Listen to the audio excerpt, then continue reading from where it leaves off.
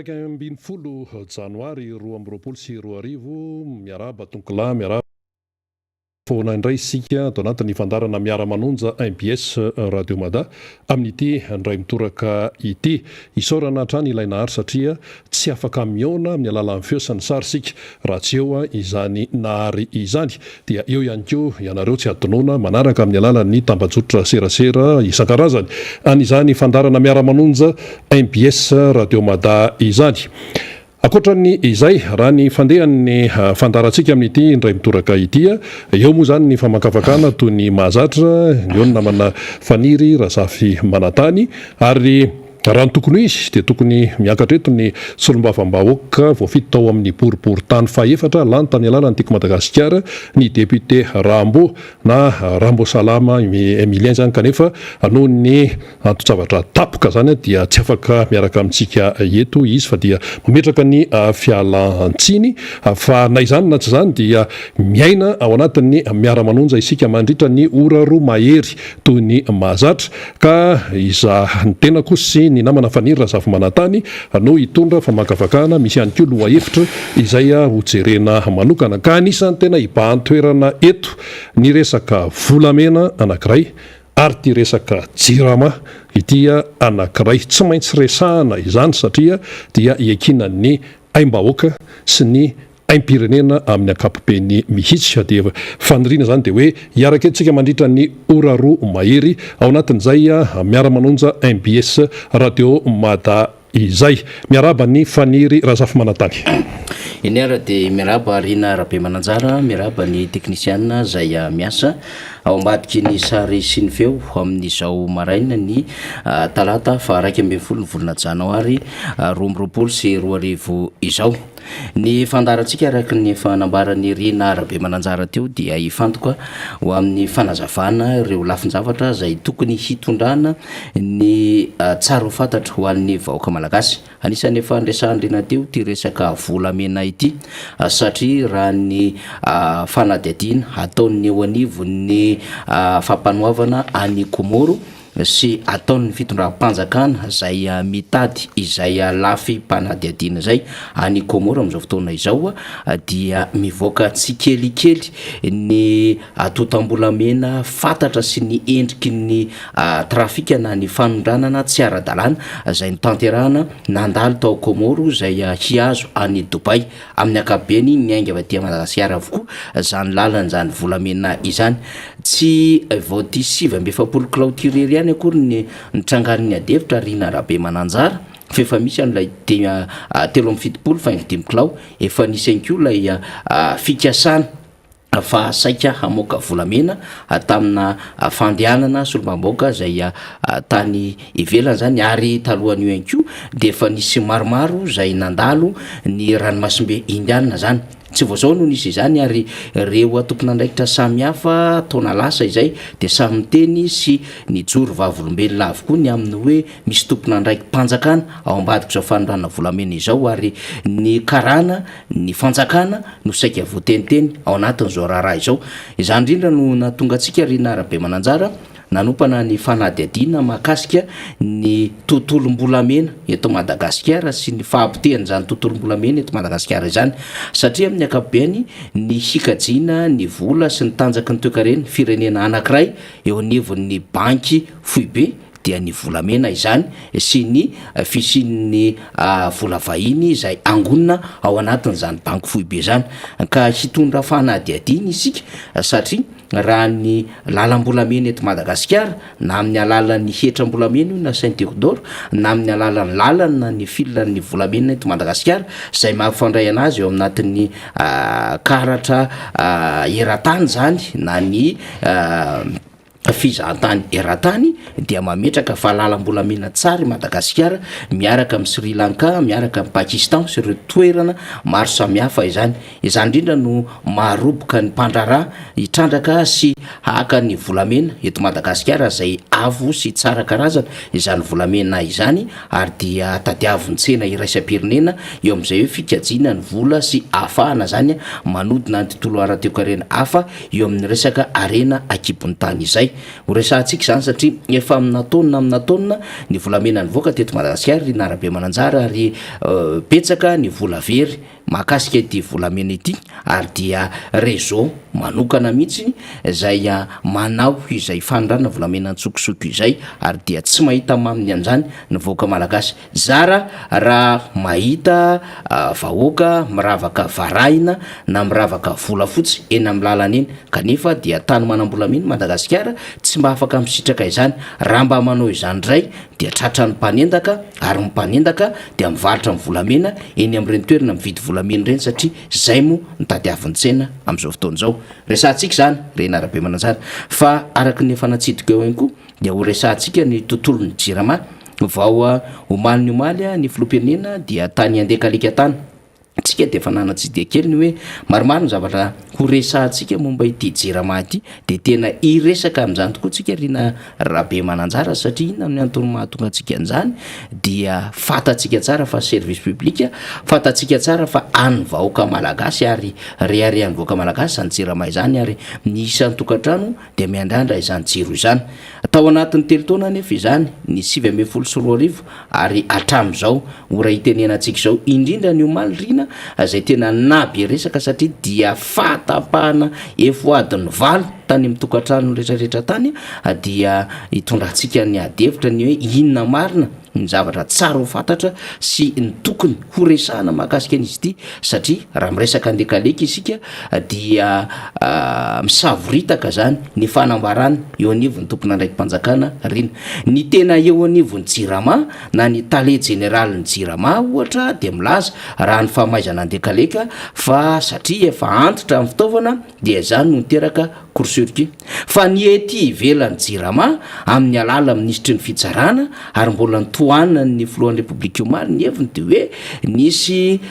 fandrehetana ny nina natao zany satria ny pokalo vao nirehatra ilay transformateur zany hoe raha explosion zay vao nitarika an'izay firehetana izay fomba fijery izay dia nandiso lay fanazavana mielo nataon'ny teknisiana sy ny tompona ndraikitra eo anivon'ny jirama tamin'ny fahaefatra amin'ny volana janoary ny amin'ny hoe court-circuit ary zavatra nitranga no ny fahateran'ny fitaovana zay efa tany amin'ny taona 2019 zany rehetrarehetra izany hitondrantsika lafimpanadiadiny zany ary hitondra lafimpanazavana ihany koa tsika Rena Rabe Mananjara ny amin'ny hoe inona no andraikitry ny fitondram-panjakana manoloana ny zavatra nambarana tamin'ny fotoana ny fampelezakevitra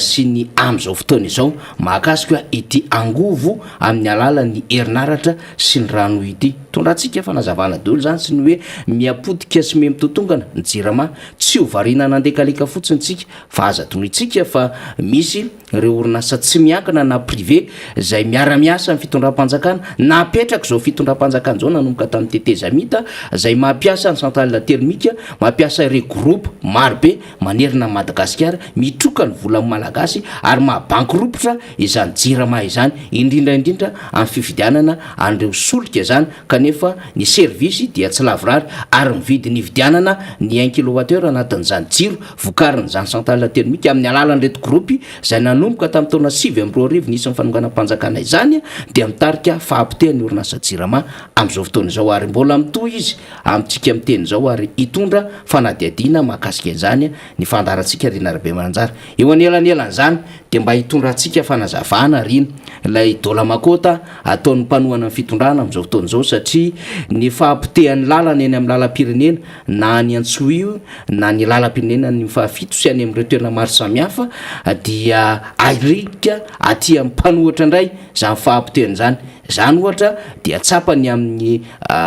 mpanohana ny fitondrana ny amin'ny alalan'ireo bizo zay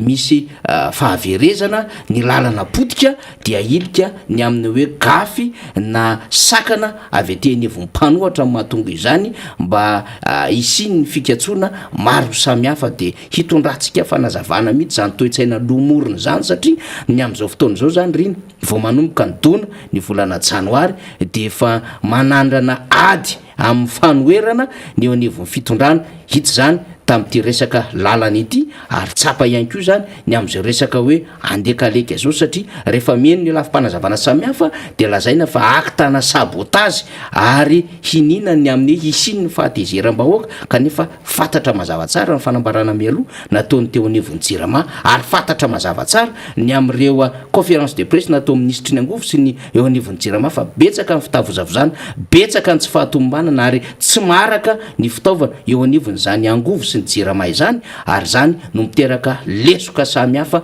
manerana any Madagasikara tsy Antananarivo any fa nitondran'izy ireo fanazavana ohatra ny any Toliary ny any Fianaratsoa ny any Vangaindrano sy ireo toerana maro samihafa zay mikaikiaiky am'izao fotoana zao ka zany rehetra izany mba hitondrantsika an'izay fanazavana zay ny amin'ny hoe rehefa tsy mahomby ny fitondram-panjakana anyheriny de mitady boky émissaire ka rehefa tsy mahita boky émissaire ao anatin'ilay gouvernemanta rehefa tsy mahita boky émissaire ao anatin'ilay orinasa jirama de miketriketrika boky émissaire indray ety ivelany ahafahana zany manilika an'izay andraikitra izay tsy izay anefa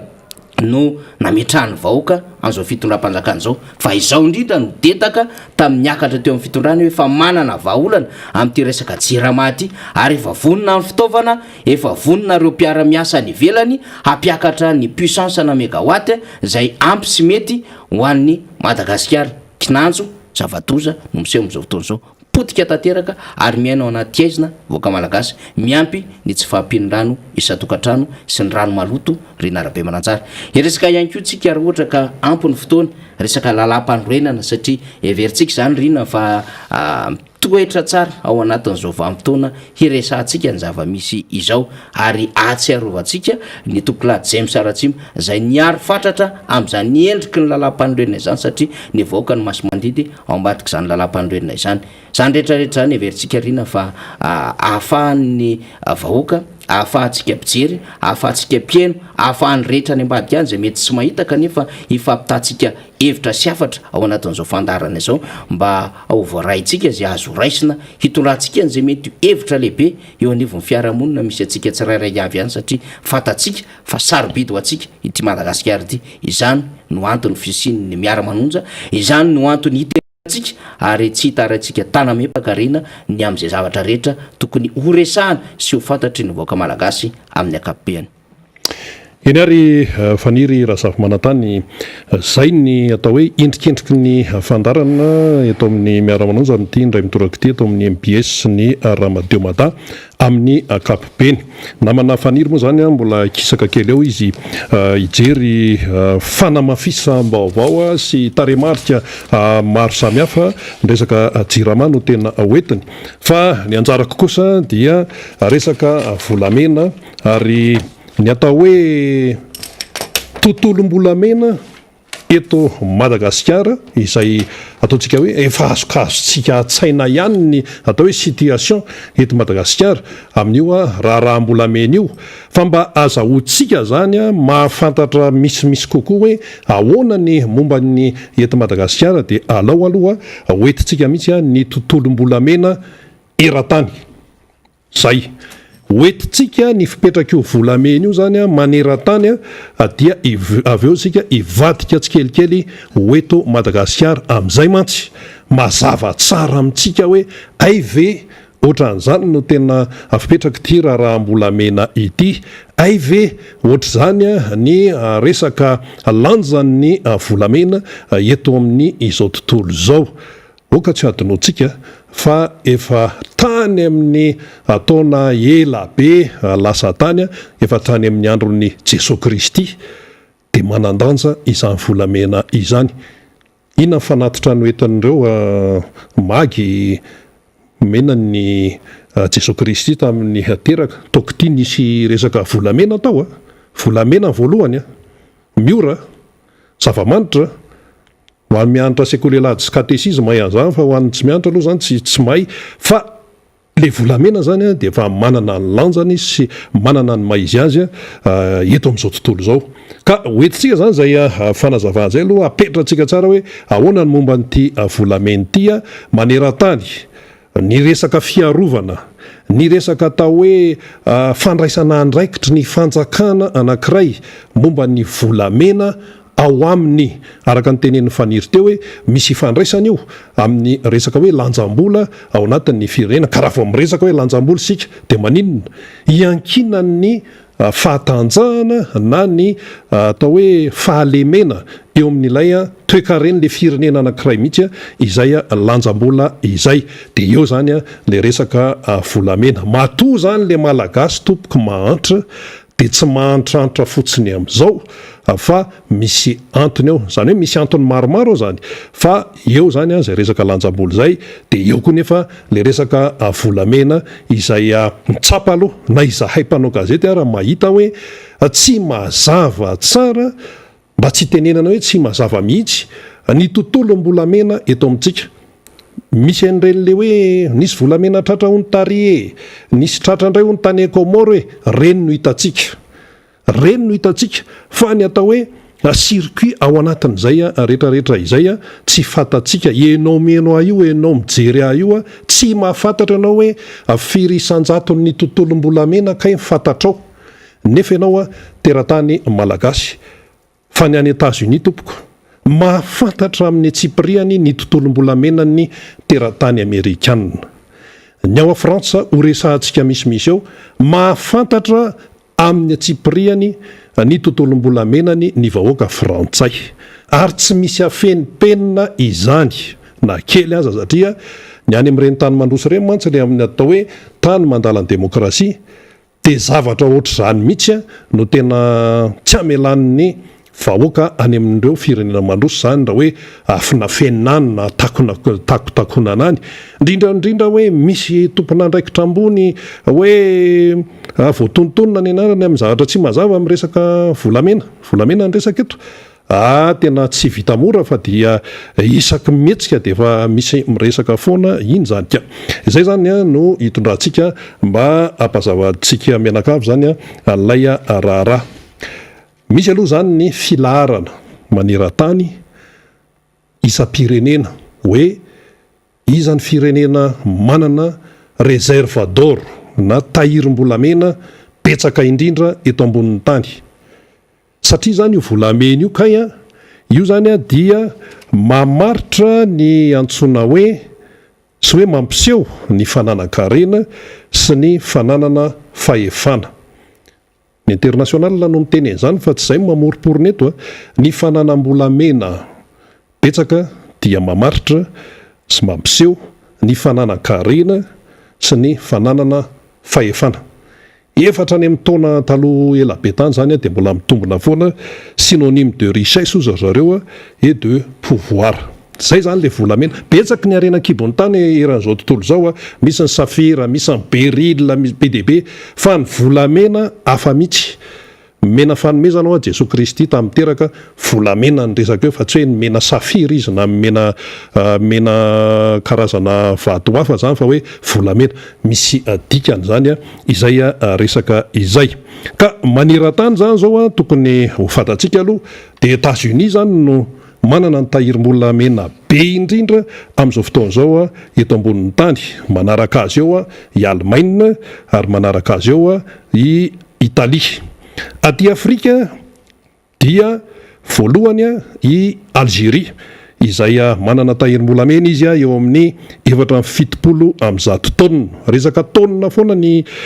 resaka lanja zany resahantsika eto tsy resaka karatsika fa raha vao resaka kara dia sarotra be fa aloha tonga dia atao hoe taonina na kilao satria ohatra ny itsika zany zao reny le mivoaka tany ivelany reny kilao ny resaka telo amin'ny 70 kilao hoe firy izy teo 770 kilao hoe le tao Komoro le faranto iny na taonina na kilao zany no hitondrantsika azy voalohany zany aty Afrika dia i Algérie manana 174 taonina tahirim-bolamena ary zareo dia manaraka azy eo zany i Afrika Atsimo ty Afrika io manana 125 taonina dia fahatelo zany i Libye manana 117 taonina réserve d'or izy dia manaraka azy eo faefatra i Egypte manana 22 taonina izany dia aveo moa zany ao amin'ny larana fahadimy eo zany hoe fa miena zany le lanjany i fahadimy Maroc fahenina Nigeria fafito Maurice larana fafito aty Afrika le nosy kely atsakaikitsika atsy fahavalo i Ghana, fahasivy i Tunisie, fahafolo i Mozambika atsakaikitsika any ihany koa io faraika amby folo i Burundi izay firenena azo lazaina hoe anisan'ny nahantra indrindra taty Afrika ary nanjakazakany ny ady etrano tokaiky ny Rwanda ao zany Burundi zany any amin'ny larana faraika amby folo izy amin'ny réservateur tompoko eto Afrika de faharoa amby folo i Kenya dia fahatelo amby folo i Cameroun atreo zany no mivoaka tamin'ny larana eo amin'ny aty Afrika Madagasikara tsikôty inona ny dikan'le hoe tsikôty tsy fantatra lay réservateur na ny tahirim-bolamena ofisialy ny resaka eto ofisialy ho an'ny eto Madagasikara zany hoe raha misy manontany zany ny vahiny hoe firy ny tahirim-bolamena ny Madagasikara ofisialy amin'izao fotoan'izao dia tsy misy chiffre azo avoaka fa ny zavatra hitantsika dia misy volamena mivoaka tafapritsaka makany ivelany zany no alalan'ny olona ny Madagasikara fa ny resaka ofisialy zany tsy fantatra mihitsy amin'izao fotoan'izao ianao io ve zao mahafantatra an'izany hoe ianao mivoaka maraina an-trano mandeha miasa dia avy eo anao mandeha metsena dia mandeha mody dia manatitra mpianatra dia maka mpianatra ilay hoe olom-pirenena malagasy dia mahafantatra ve ianao zany zao hoe firy marina moa zany na firy kilao na firy taona na tsy fantako hoe firy grama na firy kara ny volamena ny Madagasikara ofisialy zany io zany tsy resana le mola le sikirina ny ambanin'ny tany fa hoe ofisialy zany hoe efa ao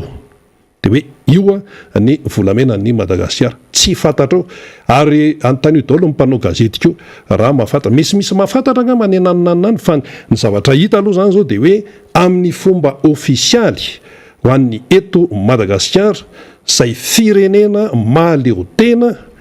dia tsy mahafantatra ny vahoaka ao aminy ny antsoina hoe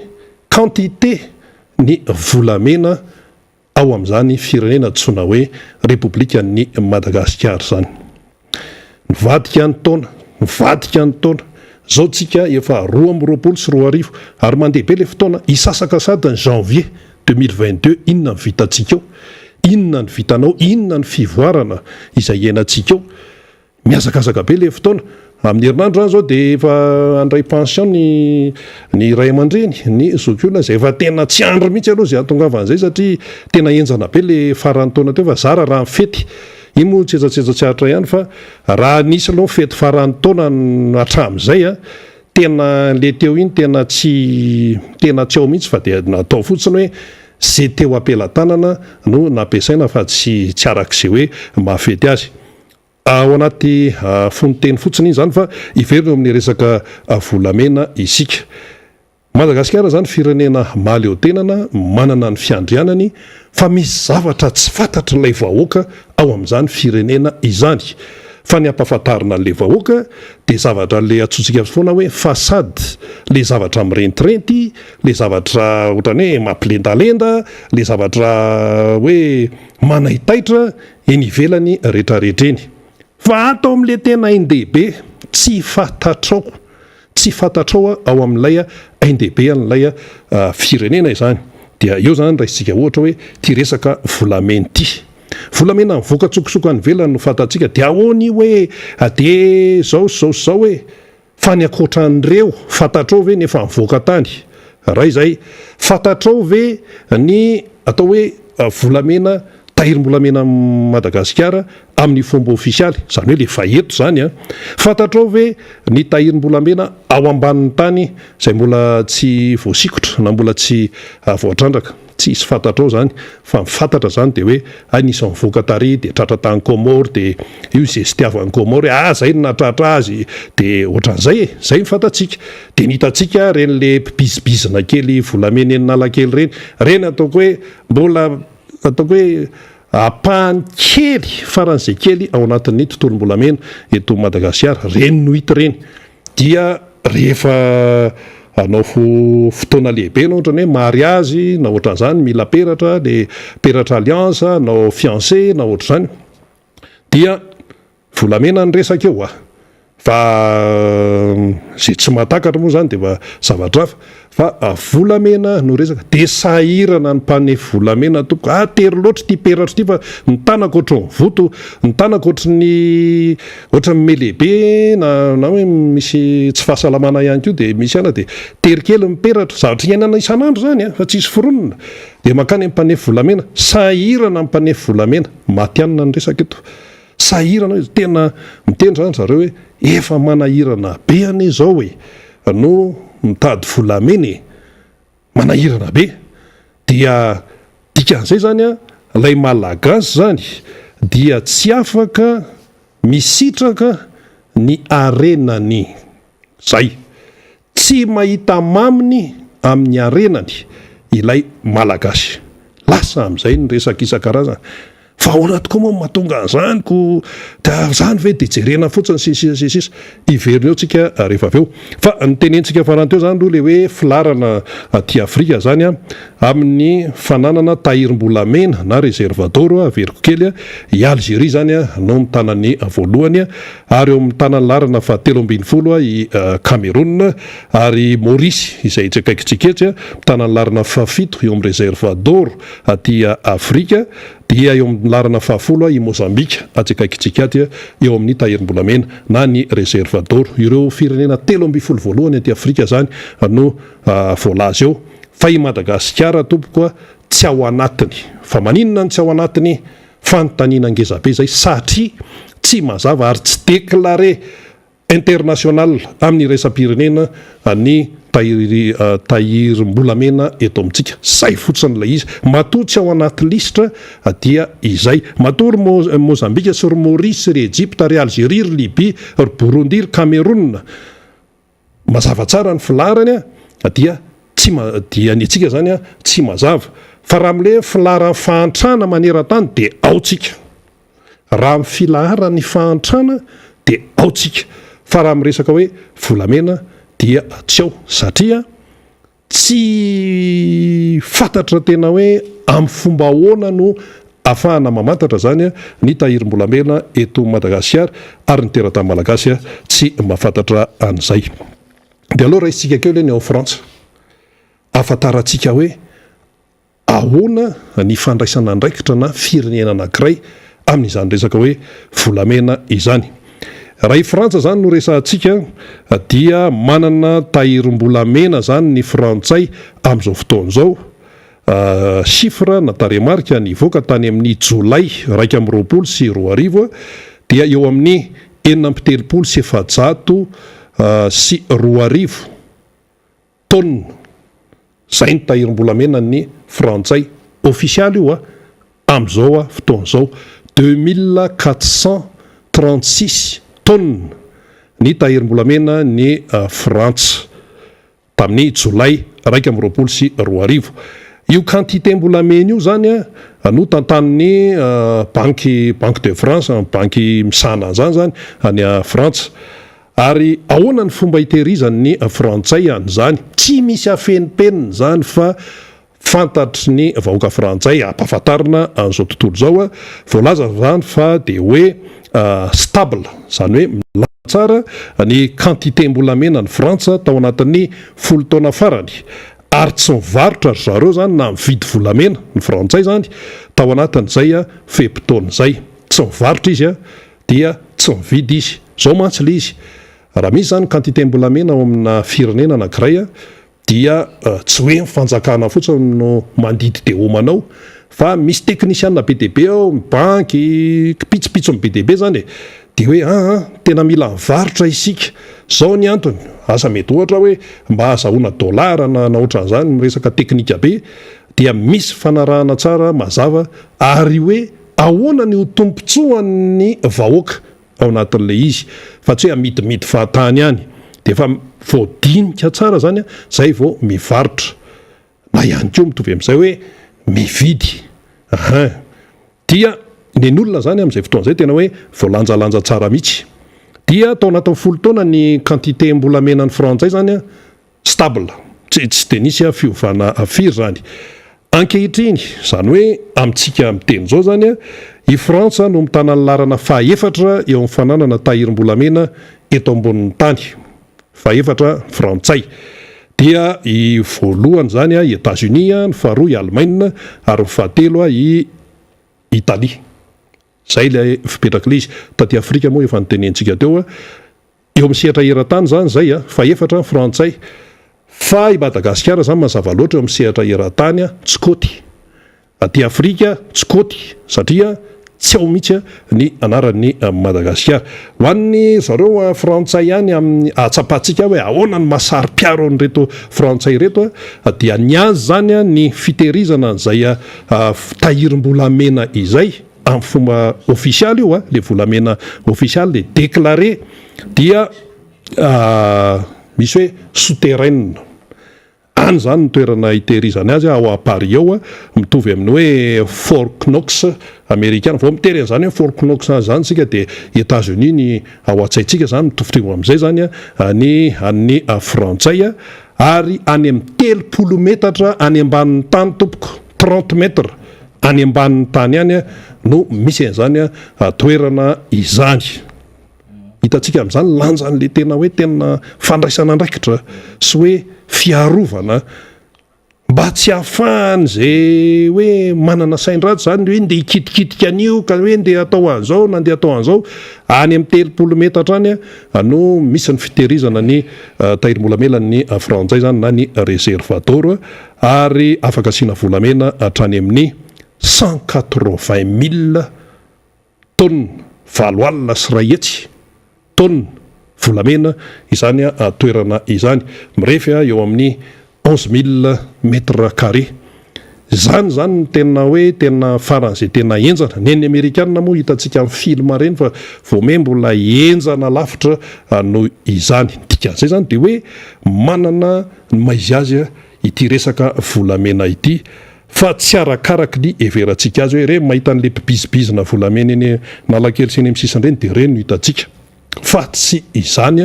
fa tena hoe misy tena dikany mazava be mihitsy izay resaka volamena izay. Izany zany ny olona zany hoe iakina ny toe-karena mihitsy ity resaka volamena ity manahoana ny eto Madagasikara.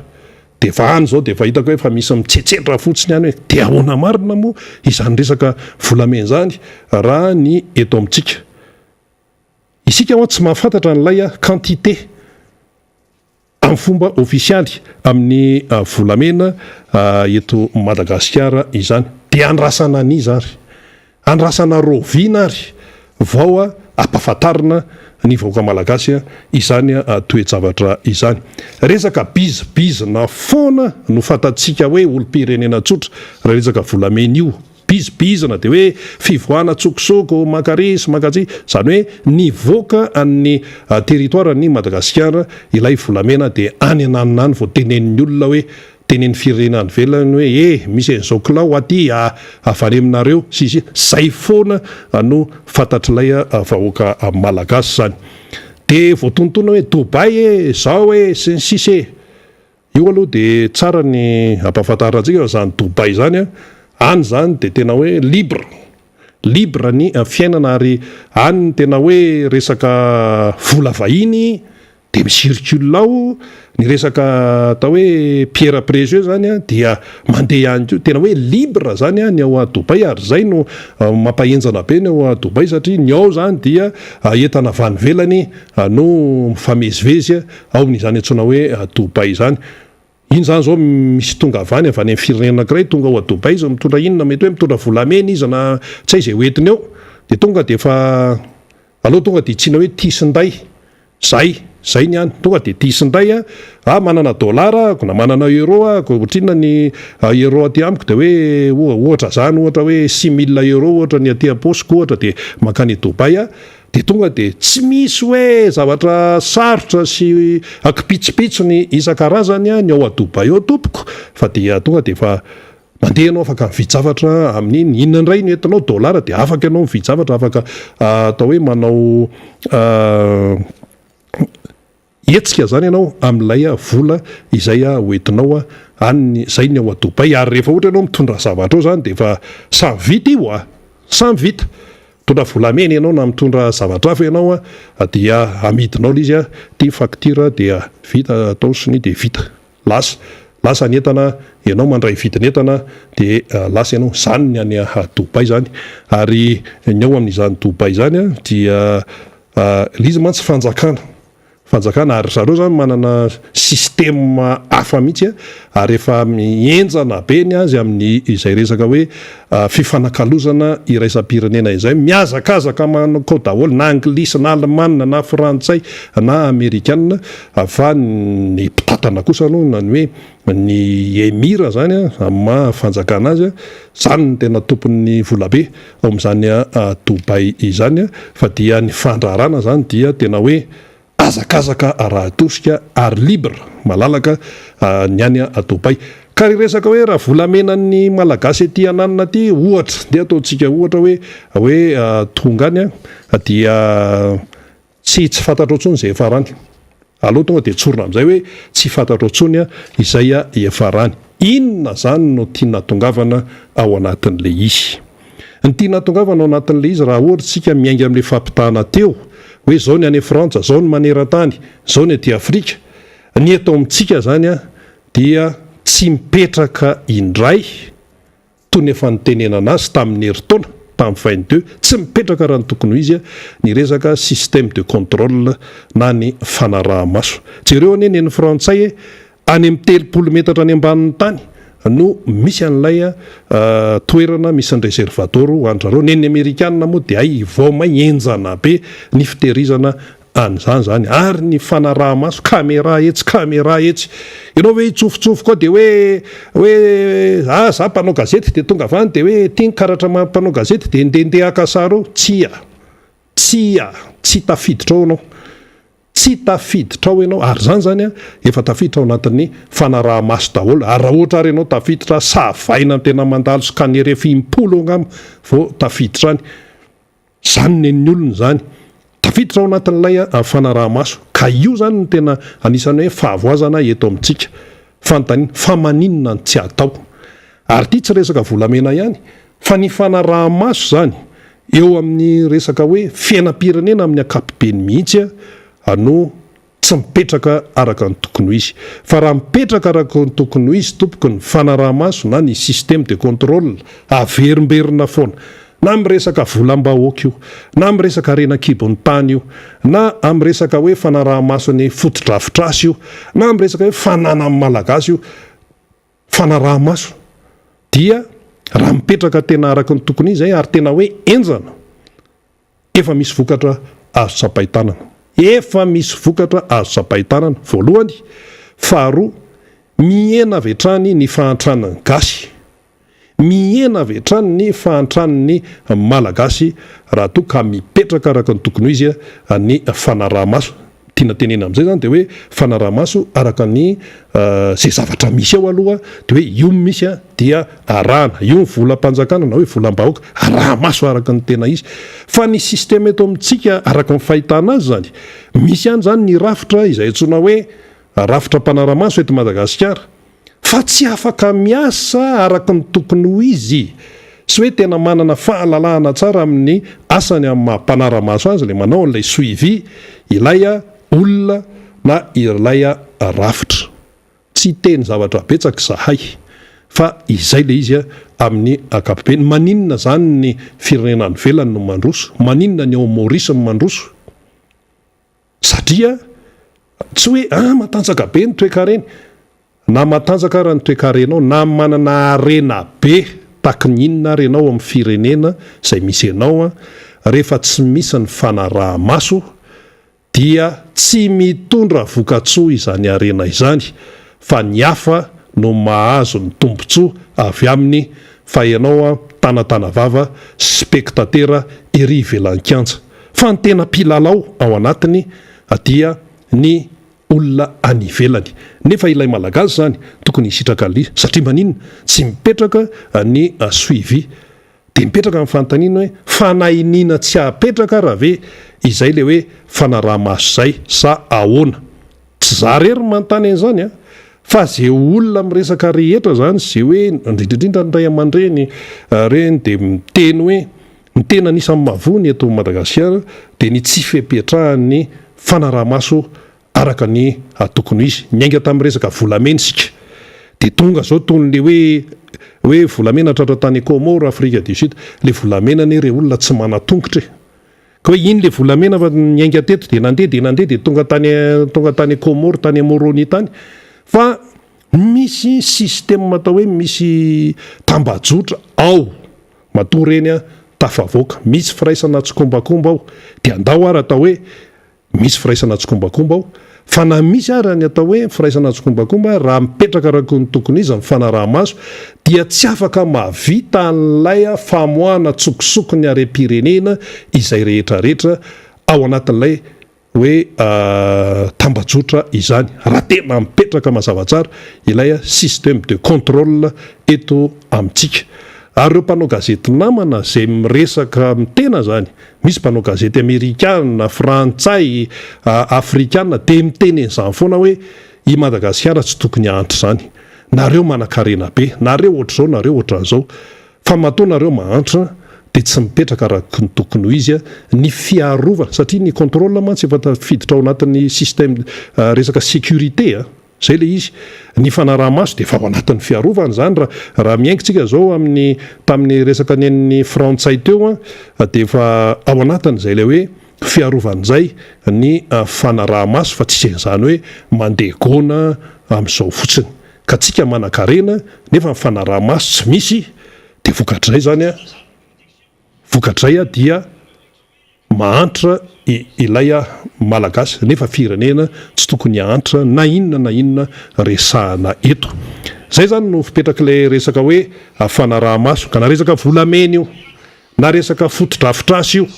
na resaka inona io dia mila mipetraka tsara izay fanaraha-maso zay, fa tsy vitan'ny resaka hoe wawawa fotsiny eny amin'ny micro eny, fa izy koa zany mila finiavana sy mila mahinina araka ny fitenin'ny professeur James Saratsima, mila fitiava-tanindrazana. Raha tsy ao ny fitiava-tanindrazana tsy afaka hanara-maso ny arenanao mihitsy ianao, ka le tandrazanao raha tsy tianao ko inona moa no araha-maso ao, fa dia hoe alora nga andeha amin'izany ihany, dia eo koa le hoe tia mantsy raha vao apetraka tsara ty fanaraha-maso ny système de contrôle ato ty dia manjary saute zao misy atao hoe apahana tombotsoa ho an'ny sasany izay voatotohana ao anatin'le izy dia tsy apetraka ilay système de contrôle tena hoe enjana ao anatin'ilay izy. Ary izay no anisan'ny hoe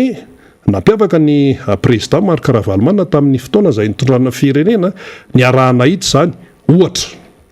Ohatra anankiray tatsika tsara fa io lapan'ny fitsarana eo anosy eo dia namboarina io, tsy hoe namboarina hoe ahoana moa zany, fa hoe no atsaraina io tamin'ny fotoana izay na président république ny président Marc Ravalomanana. Dia vao miditra ao zany tsika dia io zao ny hitantsika amin'izao fotoana izao hoe carreau tsara be zany le izy eo amin'ny miditra eo zany hoe natsaraina dia io,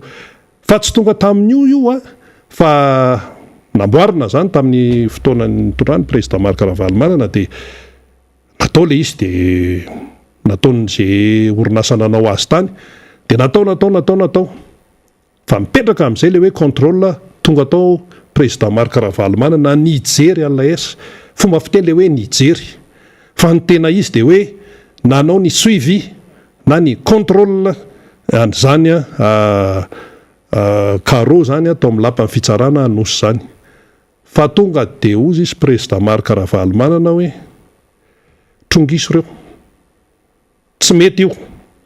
tsy izao no mifanarahana, tsy izao no tokony ho izy fa zao, satria efa misy hoe zavatra tokony arahana zany amin'izy, izy moa resaka teknika be, fa vao niditra président Ravalomanana tonga dia hitany hoe tsy mety ty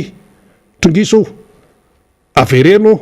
dia ianao zany mijery izy dia hoe tena tsara zany, fa tsara aminao le izy fa tsy araka ny tena izy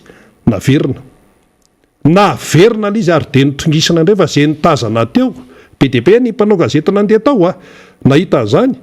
zay nitazana teo dia tena tena dia nitrongisana. Carreau moa zany rehefa trongisana tsy maintsy misy vaky sy nina, fa zay vaky any tsy maninona, fa ilay fipetraka ilay fanaraha-maso dia mipetraka araka ny tokony izy ary nataony président Marc Ravalomanana izany. Ary tamin'ireny fotoana ireny dia tsorina fa nisy tompoka ny tsy faly. Nisy ny tsy faly satria mipetraka tsara ilay système de contrôle napetraky président Marc Ravalomanana. Tsy hoe flambeautsiary eny nanaovana an'ilay contrôle fa ho tompontsoa an'ilay vahoaka malagasy. Zay ny antony. Fa sasany mantsy mieritreritra hoe flambeautsiary raha vao misy hoe fanaraha-maso enjana azy dia hoe miseho milay. Tsisy resaka miseho milay zany no fitiavana amin'ny malagasy. Tsisy an'izany. Fa rehefa hoe ity zany no fanarahana dia iny no atao. Fa rehefa tsy mipetraka ilay fanaraha-maso dia eto tsika mivoaka ny ivelany foana. Mivoaka ny ivelany foana ny aren'ny malagasy. Aty amin'ny resaka hoe arenan-dranomasina dia io izy io hoe voalaza foana misy sambo amanjatony. Betsaka zany misy sambo amanjatony vahiny hony manjono aty amin'ny faridranomasina Madagasikara. Aiza le contrôle aiza le contrôle. Inona no ametrahana ny fitondrana eo amin'izany toerana zany hiaro ny malagasy, hiaro ny aren'ny malagasy. Kanefa amin'izao fotoana zao dia lasa dia zay no natonga teto ny laza hoe anahoana zany tia ny taranaka malagasy afaka 100 taona, afaka 200 taona. Dia misy miteny hoe mbola ela be zany. Ela be zany ahoana 200 taona zany ene zany raha hoe manana zafikely ianao zany dia efa miaina amin'izany ny zafikelyinao ko ela ahoana tsy ela mihitsy zany. Dia amantana tany foana zany le taranaka, amantana tany tsy sininina zany. Efa lasan'ny olona daholo ny arena eto dia lasan'ny olona manamboatra trano any velany any dia any izy menakavy tsy miverina eto intsony izy. Kanefa ilay Madagasikara dia tena hoe men'Andriamanitra arena tena tsy atao hoe tena tsy tanohanao mihitsy ny eto amintsika. Fa noho ny tsy fisin'ny fanaraha-maso sy ny tsy fisin'ny tena hoe fitiava-tanorazana dia zao no mahazo antsika. Ny fanaraha-maso tompoko sy ny fitiava-tanorazana dia tsy afaka misaraka. Ny fitiava-tanorazana no miteraka ny fanaraha-maso zany na ny système de contrôle. Ka ho an'ny ity resaka volamena ity entintsika mamitipitina azy dia tsotra fotsiny ilay izy. Raha ohatra zany ka tena hoe atao mazava amin'ny malagasy ny momba ny volamenany eto amin'ny taniny dia petraka amin'ny fanontaniana maninona no tsy atao zany. Ny frantsay ara mahafantatra hoe izao ny tahirim-bolamenany. Zay zany zao hoe mampanao gazety ary zany tsy sarotra no mikaroko zany mpanao gazety aty Madagasikara atao amin'ny MBS eto amin'ny miara-manonja mahafantatra hoe 2436 tonnes ny tahirim-bolamena amin'ny frantsay teratany malagasy. Mahafantatra an'izany. Izao ny fomba fitehirizany zareo azy, izao ny fomba fiarovany zareo azy. Fa ianao teratany malagasy tsy mahafantatra ny hoe firy kilao na firy taona ny tahirim-bolamena ny firenenao amin'izao fotoana zao tsy fantatrao zany ankehitriny. Dia izay no tiana tenenina hoe izay indrindra ny antom-pisian'ny miara-manonja tahaka an'itony satria misy zavatra tsy ampahafantarinao na misy zavatra tsy fantatrao kanefa tokony ho fantatra ilay vahoaka. Dia eo no mahatonga n'ilay raharaha zany manjary tsy araka ny tokony izy ny fipetrany eto Madagasikara fa lasa fisehosehoana ivelany daholo no hiteto. Fisehosehoana ivelany. Fa le ary amin'le NDB tena hoe tsy resahana. Tsy resahana le any amin'le hoe NDB. Zany resaka hoe volamena zany zao ary efa naverina teo hoe ny firenena 312 manana ny tahirim-bolamena aty Afrika dia voalaza tsara hoe ianona fa i Madagasikara tsy ao anatiny. Dia eo amin'ny sehatra eran-tany iray amin'ny tahirim-bolamena voalaza mazava hoe États-Unis ny voalohany, i Allemagne ny faharoa, Italia ny fahatelo, i Frantsa ny fahefatra dia mandeha Madagasikara tsy ao anatin'ilay listra zany. Fa any anatin'ny listra ny mahantra indrindra eran-tany. Dia zany ve dia tsy mahataitra antsika? Zany ve dia avelantsika hoe handeha fotsiny amin'izao? Zany tsy misy resaka hoe tsy fitiavana ny anina na tsy fitiavana ny anina fa tena hoe fijerena mahitsy fotsiny ilay izy. Fijerena mahitsy momba an'izay hoe raharaha izay. Ka rehefa tsy tia tanorazana ianao zany de aza manantena mihitsy hoe androso i Madagasikara ary zay le hoe famoazana ny fitiavan-tanindrazan'izay de tena andraikitry ny olom-pirenena tsirairay miara-manonja zao de manao ny anjarany izay eto mampahafantatra ny zavatra tsy fantatrao izay eto fa ny tsirairay ihany ko dia mila mahafantatra zay le tenen'ny président Marc Ravalomanana hoe mila mijoro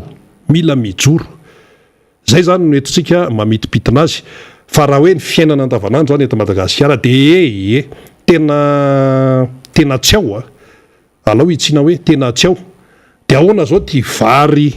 700 ny kapoaka ty 700 ariary ny kapoaka any amin'ny tsena nandalovanay tamin'ny nandeha nankaty amin'ny MBS vao maraina amin'ny firy zany amin'ny enina sasany maraina 700 ariary ny kapoaka misy 700 ariary ny kapoaka am'izao tsika miteny zao de le stock lefa tsy ho teneniko le fomba fiteny fa le stock zany tsy hoe hiteny hoe ahoana eto fa le stock ary amin'ny 100 ariary ny kapoaka de inona zao no tenenina am'izany de ahoana indray inona indray zao mbola pasoana am'izany iza indray zao metsiny am'izany iza no metsiny am'izany 700 ny kapoaka volana janvier tsika moa zany zao anatin'ny maintsoara nefa teo de hoe nanafatra vary sy ny sisa raha ny problème ambary zany etsika amarana anazy namana faniry avy any amin'ny volamentsika de resaka kely am'izay raha ny problème ambary de zao votsiny tsotra kely faran'izay tsotra raha tao anatin'ny 3 taona na teo an'io fitondrana io anitsaka amin'ny fahefa-taonany zany io régime io amin'ty 2022 ty 2023 zany hoe efa hoe fifidianana zany ny eritreritra ny sasany raha tao anatin'ny 3 taona no nikarakaraina ny datsa masimboly zezika lakandrano sy ny sisa tena nikarakaraina ary nisy ny fanaraha-maso tsy ohatran'izao ny situation amin'ny vary eto Madagasikara tsy roa taona zany ny vary vao miakatra fa eo amin'ny 9 bolana raha vao karakara tsara dia tsy tokony ho zao fa tsika zany zao firy androany 11 janvier 2022 700 ny kapoaka vary teza ny iainana amin'izany le mpanjifa kofina le tatsah koa kofina satria ny olona tsy manam-bola de tsy maintsy mitady zavatra hafa izy zany hoaniny de samy kofina na ny tantsaha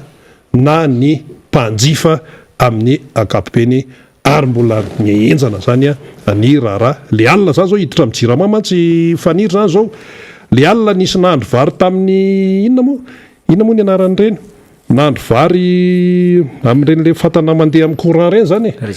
résistance sy karazan'ireny tonga de tapaka tamin'ny enina de zao tapaka tamin'ny enina jiro de tao zany tao ohatrany aloha iandretiko irehatra io zany hoe raha ohatra zany amin'ny fito mahandro mbola masaka io niandrika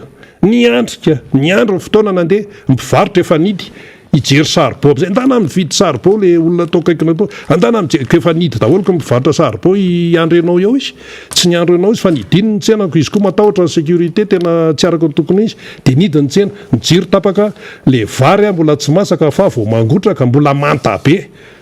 fa ny kizy ohatrany tsy te halala nohony zay ozy de aiza vary zany ny fiainan'le malagasy ary le fatapahan-jiro tamin'iny tsy nampiomana tsy haiko tarendry faniro ny tamin'ny 1 alina no nyrehatra fa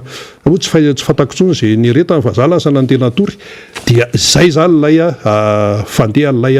raharaha de Comore zany zao dia manao baolina ny comorianina manao kanina ny comorianina malagasy tsy manao de mitody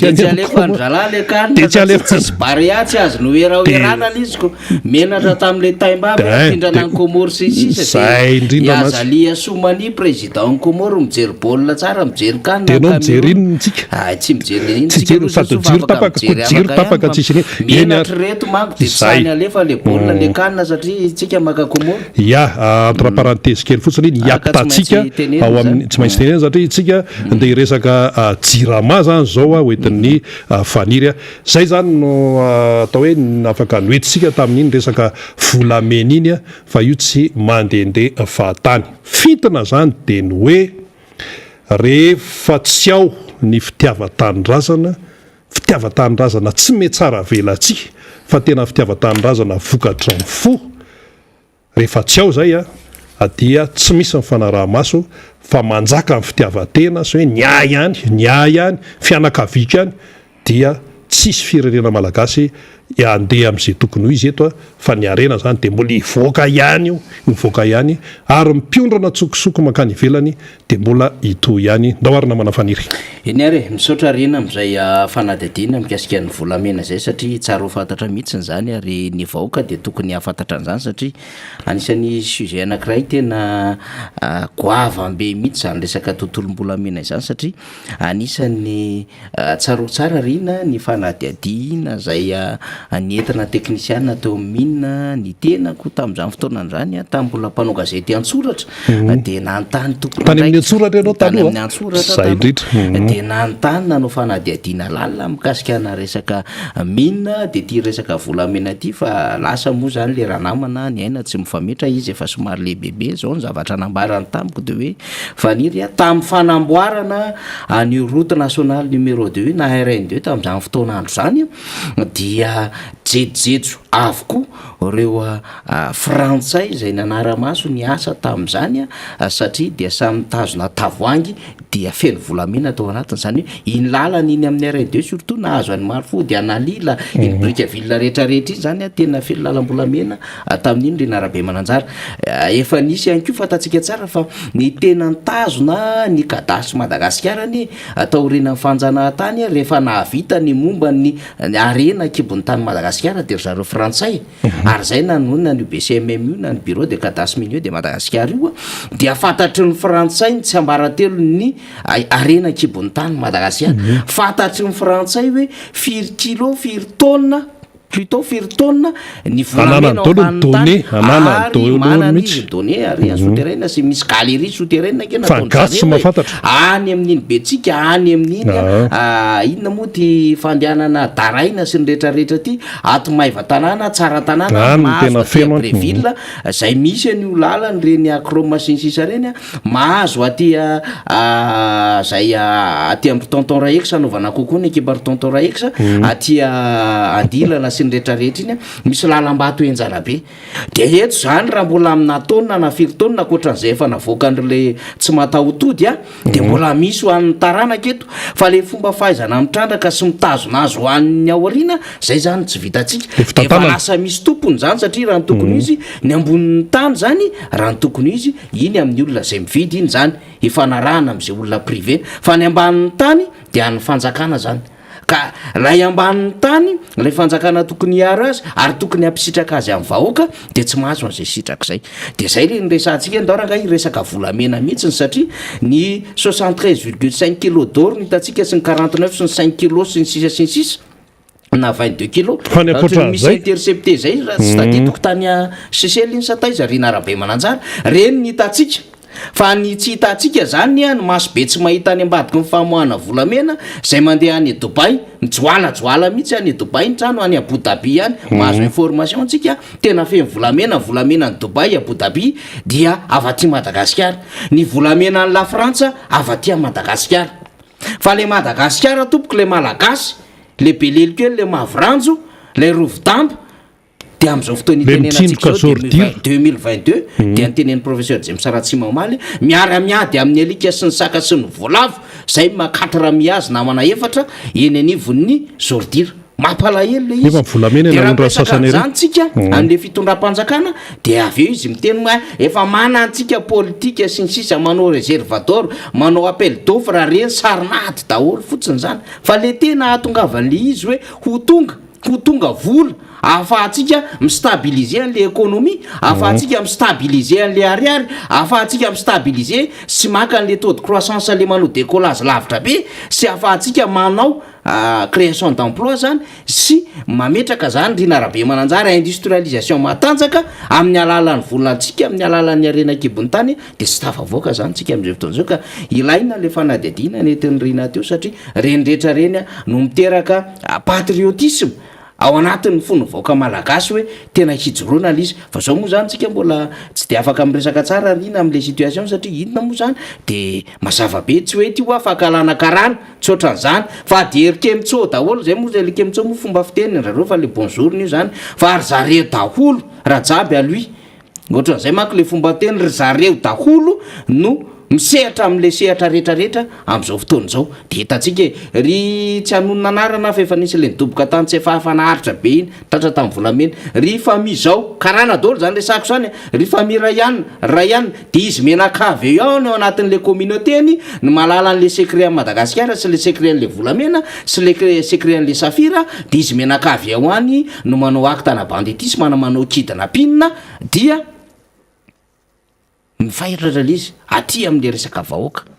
satria de misy tafiditra ao anatin'le acte ndraindray lay resaka fitandrona ny filaminana le olotsotra sy ny sisa fa le tena ambadiky le fond l'izy le cosa nostra le notre cause zareo lefa mafia le hoe miviole an'le resaka business sauce rehefa miviole an'izay de mifamono faty io izy menaka de mahazo an'izay rythme zay le situation misy fitondram-panjakana am'izao fotoana zao misy cosa nostra tafiditra any am'izao fotoana zao rina ary mbola sujet enjana be koa zany velarintsika fa ho ataontsika amin'ny aloha de resaka jiramatsika reny akarano sotrankely rina zany ya eny ary isotrorankely a fa na izany moa mbola hijery totanisa ao ambadimbadika io any fa hiditra amin'ny resaka jirama zany zao ifaniry raha zafy manantany manomboka eto hoe ahoana sy ahoana moa zany ny tena fandehany izy ity fa de itsika zany amin'ny mampanjifa moa zany de miaino de mijery de iarany fatapahan-jiro iarany fatapahan-drano dia hoe iarany fa ilay système na ilay zavatra ao anatiny ao izay mila ho fantatra dia tsy fantatsika le izy a dia ezahana hitondrana famakafakana sy ampahafantarina ny besinimaro izany ndao ary na manafaniry jirama ny vaovao manko rina tamin'ny faharoa am'ny volana janoary de nitoy fa te am'fateron'ny volana janoary de hatram'izao zany dia ny fahamaizany ny milina tany andekalika zany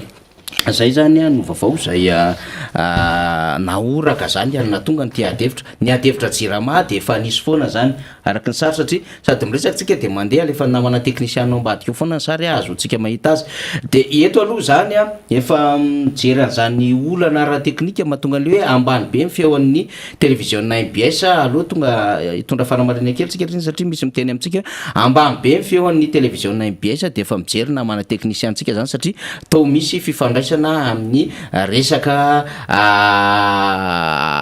ino moa zany ny pilônatsika zany izany a zay hitoerany zany a ao anatin'izao avy am'taona somary ratsiratsy izao ny toetrano zany de eo ihany koa hoe mikasoka ny radio de mijery hoe kabla ve sasa inona mahatonga an'izany a ny teknisiantsika fa voaray daholo reny rehetrarehetra eny de rehefa mametraka hafatra tsika de tonga de miasa arak'izay ny namana teknisiana ny anareo any fianaratsoa any a de mbola mijery satria tena mitarentsika tsy mahazo tsy fianaratsoa rery fa misy vitsivitsy a na tsy mahazo ny MBS de mbola mandamina satria tsy mora ny mandrindra n'lay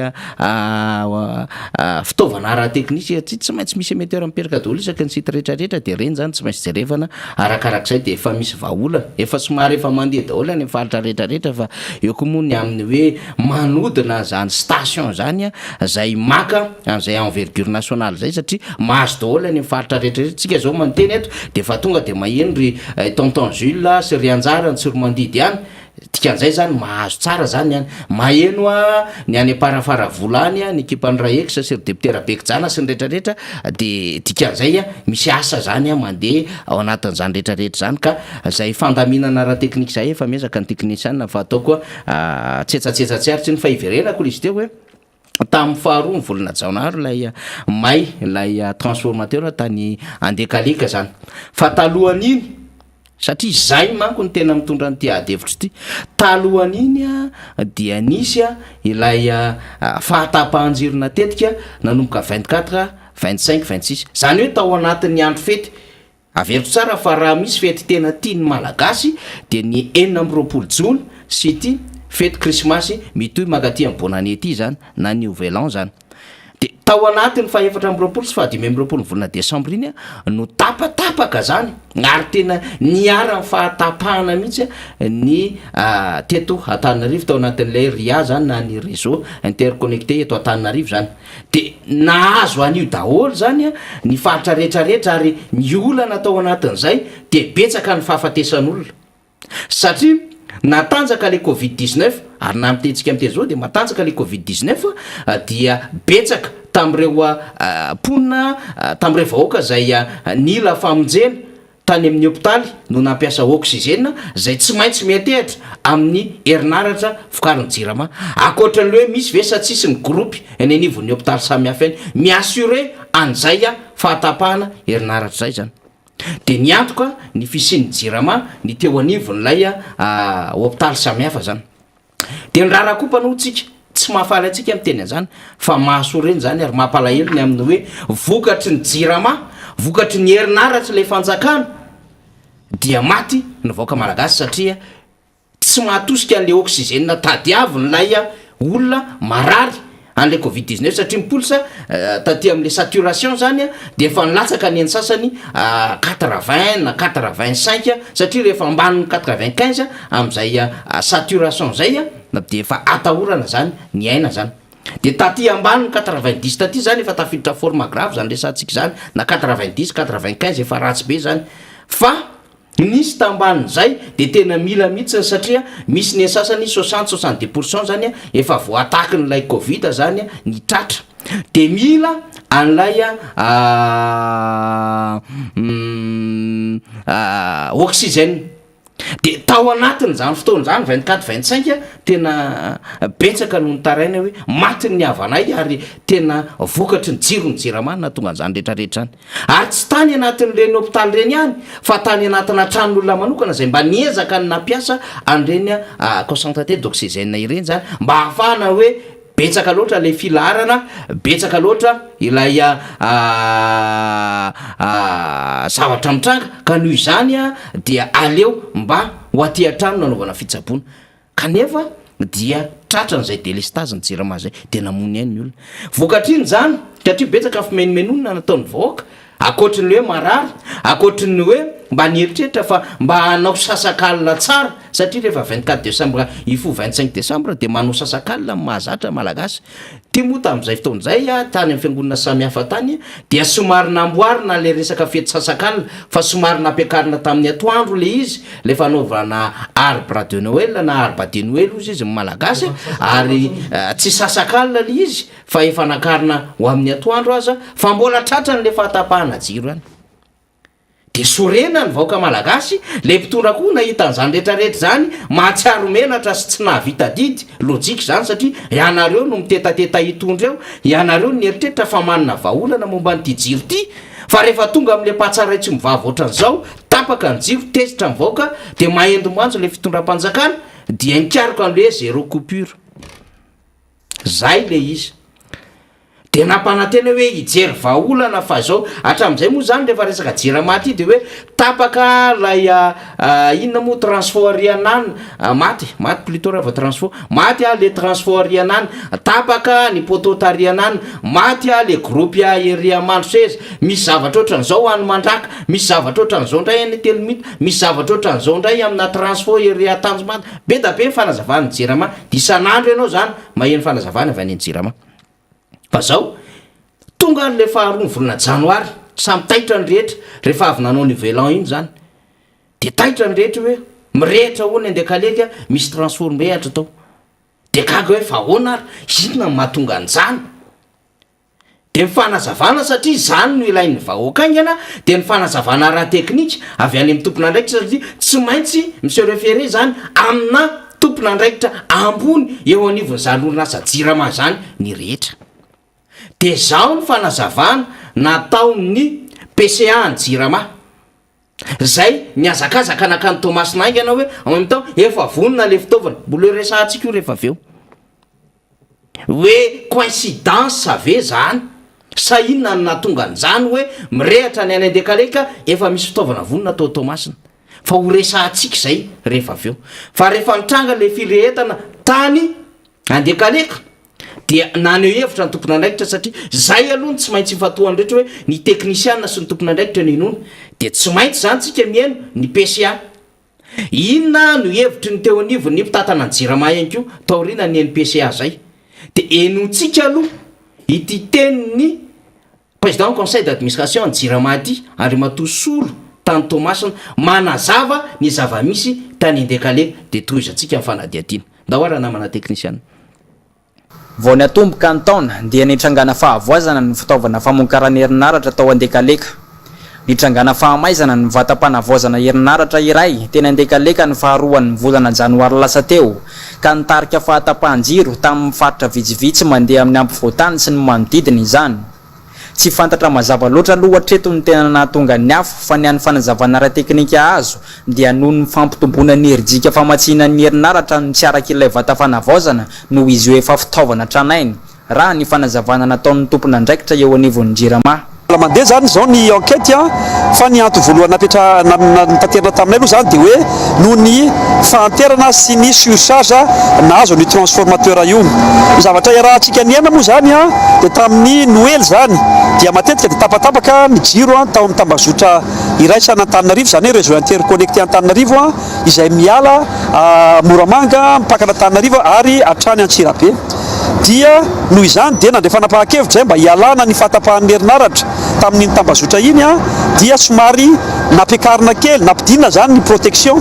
izany hoe raha ohatra hoe 80% zao ny charge normal ny transformateur dia nekena hoe miakatra teo amin'ny 85 na 90% teo le charge dia le transformateur nefa efa somary antitra ihany ka noho izany noho ny surcharge io zany dia tratran'izay accident zay zany le izy izay aloha nitaritra voalohany ara-teknika nomenanay ato amin'ny tompon'andraikitra ny jirama fa ny zavatra voalohany no dia mandeha ny fanadihadiana hitantsika eo ihany ny tena antony nahatonga an'izany. Mahatsapa famena anatin'ny olana noho ny fahatapahan-jiro matetika ny vahoaka ka tsy ny kely soroka ny fanjakana mba hanatsarana ny famasinan'ny herinaratra avy any Andekaleka. Fa efa nafarana mialoha ny fitaovana hanolona ireo izay efa tranainy izay efa tonga ao amin'ny seranatsambo ny Tomasina ankehitriny. Ary anisan'ny ao anatin'ireo fitaovana ireo ny vata fanavaozana herinaratra vaovao hanolona io fitaovana may teny Andekaleka io. Maneho fialantsiny mialoha ny tompon'andraikitra lehibe anivon'ny jirama fa isy ny fahatapahan-jiro matetika amin'ny faritra ampovoantany noho ny fanamboarana izay zahana ho tanterahana faran'izay aingana raha ny fanazavana trany. Efa fantatry ny mpitondra ny jirama ary efa fantatry ny mpitondra fanjakana ankehitriny ny fisiny io filana fanamafisana ny famokarana herinaratra ao Andekaleka io dia efa nanafatra zany ny fitondram-panjakana ankehitriny fitaovana marobe izay ho fanatsarana ny mpamokarana herinaratra ao Andekaleka anisan'izany fanamafisana ireo transformateur dia izany ny antodiantsika androany ato amin'ny seranatsambo Tomasina satria ankehitriny dia efa fantatsika fa na nisy na tsy nisy io fahavoazana io dia efa tonga eto Tamatavy ny conteneur miisa 7 izay mitondra ny fitaovana fanatsarana ny herinaratra ao Andekaleka indrindra fa le transformateur izay natao hanolonany izay efa marefo ao an-toerana anao zay anafangianana ny famoahana sy fandefasana n'ireo fitaovana ireo any Andekaleka mba ahafahana manamboatra sy manarina aingana ny fahasimbana dia noho ny fahaverezan'ny herinaratra vokarina eo amin'ny 300 mégawatt isan'andro eo anefany dia isy tsy maintsy isy zany ny atao hoe fahatapahana mihodina amin'ny herinaratra zany hoe délestage tournant zany amin'ny faritra tambazotra iraisana Antananarivo miala tia Moramanga ka hatrany Antsirabe amin'ny famokarana herinaratra mandritry n'io asa fanamboarana eo ka eto izahay jirama dia mametraka sahady ny fialatsiny ho an'ny mpanjifa voakasika an'izany. Eny ary iny zany ninitsika nalefa iny dia sorana zany fiara-miasa tamina zay anna namana mpanogazety nazonana zay oronam-peo zay sy sary iny zany amin'ny lafiny zavatra ohatr'ireny tsy maintsy misaotra foantsika satria tsy isika zany no tompon'ny sary zany fa nindrantsika zany dia ataontsika izay fisorona izay zany fa ny zavatra nitadiavintsika tamin'izay faneho-kevitra zay dia hoe mazava ny tenin'le PCA raha mahazatra ozy izy dia eo ohatrany hoe eo amin'ny 20% eo zany mitosika zany mba azona ny lerinaratra de nakarina le izy satria ao anatin'le andro fety a betsaka ny fahatapatapahana de menimenina ny olona mila miatika zay fety zay dikan'izay nisy toromarika tany ambadika tany iza nanome toromarika fa hoe ampekaro io tosiky ny herinaratra io mba hahafahana miasure n'lay vahoaka hiatrika fety de nyteneny le PCA teo raha ohatra 80% izy de niakatra tany 85 90% tany hoany zany le tosiky le herinaratra mahazatra dia le sarja zany lasa ny sursarge tao de nambarany fa efa antitra nefa le fitaovana le transformateur dia lojikan'izay ozy izy araky ny tatitra azonay dia nitranga lay olana ara-teknika satria noterena hanaraka n'lay sarge ambony be satria nieritreritra le fitondram-panjakana menatra sy nahita le fimenomenona an'le olona na tsapa fa betsaka maty de hoe zero coupure ny ao an-tsainy tokony andeha le fety de nakarina lay puissance zany amin'ny herinaratra ho tonga ny amin'lay isambatan'olona moa zany mba azo ndrehetra isitraka ka tsisy an'izay délestage zay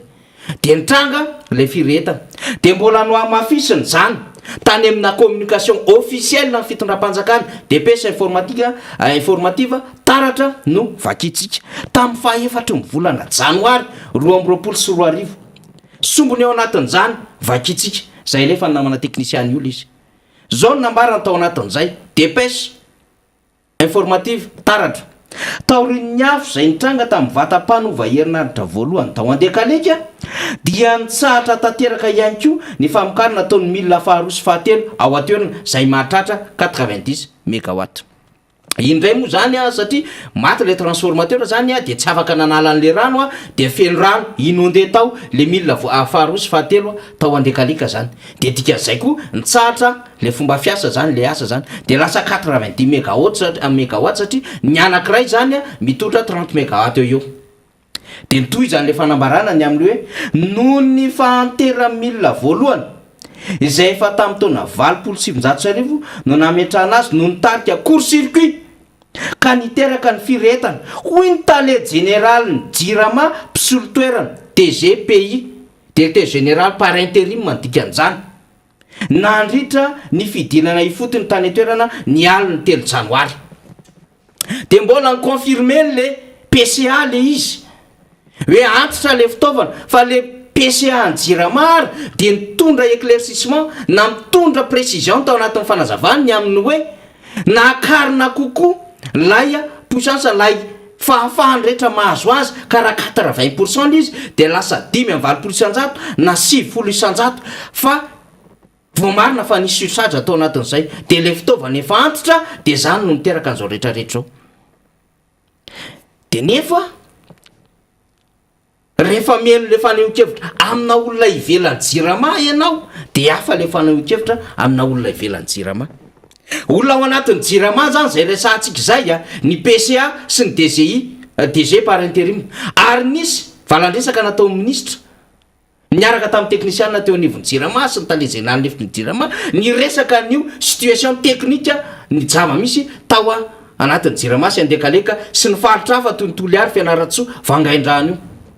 miconfirme an'izay hoe manana problème technique ny jirama fa mbola manana problème ihany koa miara-miasa am'reto orinasa privé zay manao ana teknika reto zay mivarotra amin'ny alalan'ny groupe électrogène zay le izy fa nefa rehefa maheno an'le zava-misy tsika zany rehefa jerevantsika am'izay nitaorinan'le 4 janoary makaty amin'le 5 janoary 9 janoary nitonga hatramina omaly olona ivelan'le jirama no miteny de mandrirotra ry zareo hoe misy acte criminel tao fa ry zareo tsy te hiteniny amin'ny hoe avy aiza ny directive ilaza fa akaro ny puissance ny jirama io na aleo hiakatra ambonimbony kokoa izy ka tsy nieritreritra le surcharge tao anatin'le teny le PCA zay efa antitra le transformateur zay tokony hapita an'le jiro anivon'ny jirama le herinaritra fa nindekaleka makaty an'le ria na réseau interconnecté anatananarivo zany tsy te hieritreritra an'izay zareo fa de tena hoe misy sabotage io misy tena acte criminel io incendie criminel eloka be vava ny trangatany nefa ny constat nataon'le technicien ny jirama de niresaka an'izay zava-misy zay de io mbola milaza andriamatoa filohan'ny repoblika fa hoe nisy nanapoaka ndekaleka nefa le fanazavana voalohany nentin'le PCA, le fanazavana nentin'le DG par intérim sy nentin'le technicien ao anatin'le jirama de tonga de constat technique ny amin'ny hoe olana ara teknika io antitra ny fitaovana nasaina nampiakatra an'ilay puissance na le tosika le herinaratra zahay satria andro fety le izy disy maraka le izy de nitranga firetana de hoe niotsika ny sombony ao anatin'ny tenin'ny ministre ny fitsarana andriamatoa Mpikerlaza miresaka am'izay hoe incendie criminel ny zavatra nitranga de ho resantsika ihany ko ny an'ny filohan'ny repoblika rehefa avy eo de ho tohizatsika amin'ny fanadihadiana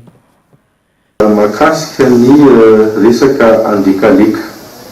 hitatsika namany fa betsaka ny ezaka ataon'ny fitondram-panjakana manarina ny zavatra nisy tao amin'ny jirama nandritra ny taona maro de maro betsaka ny ezaka natao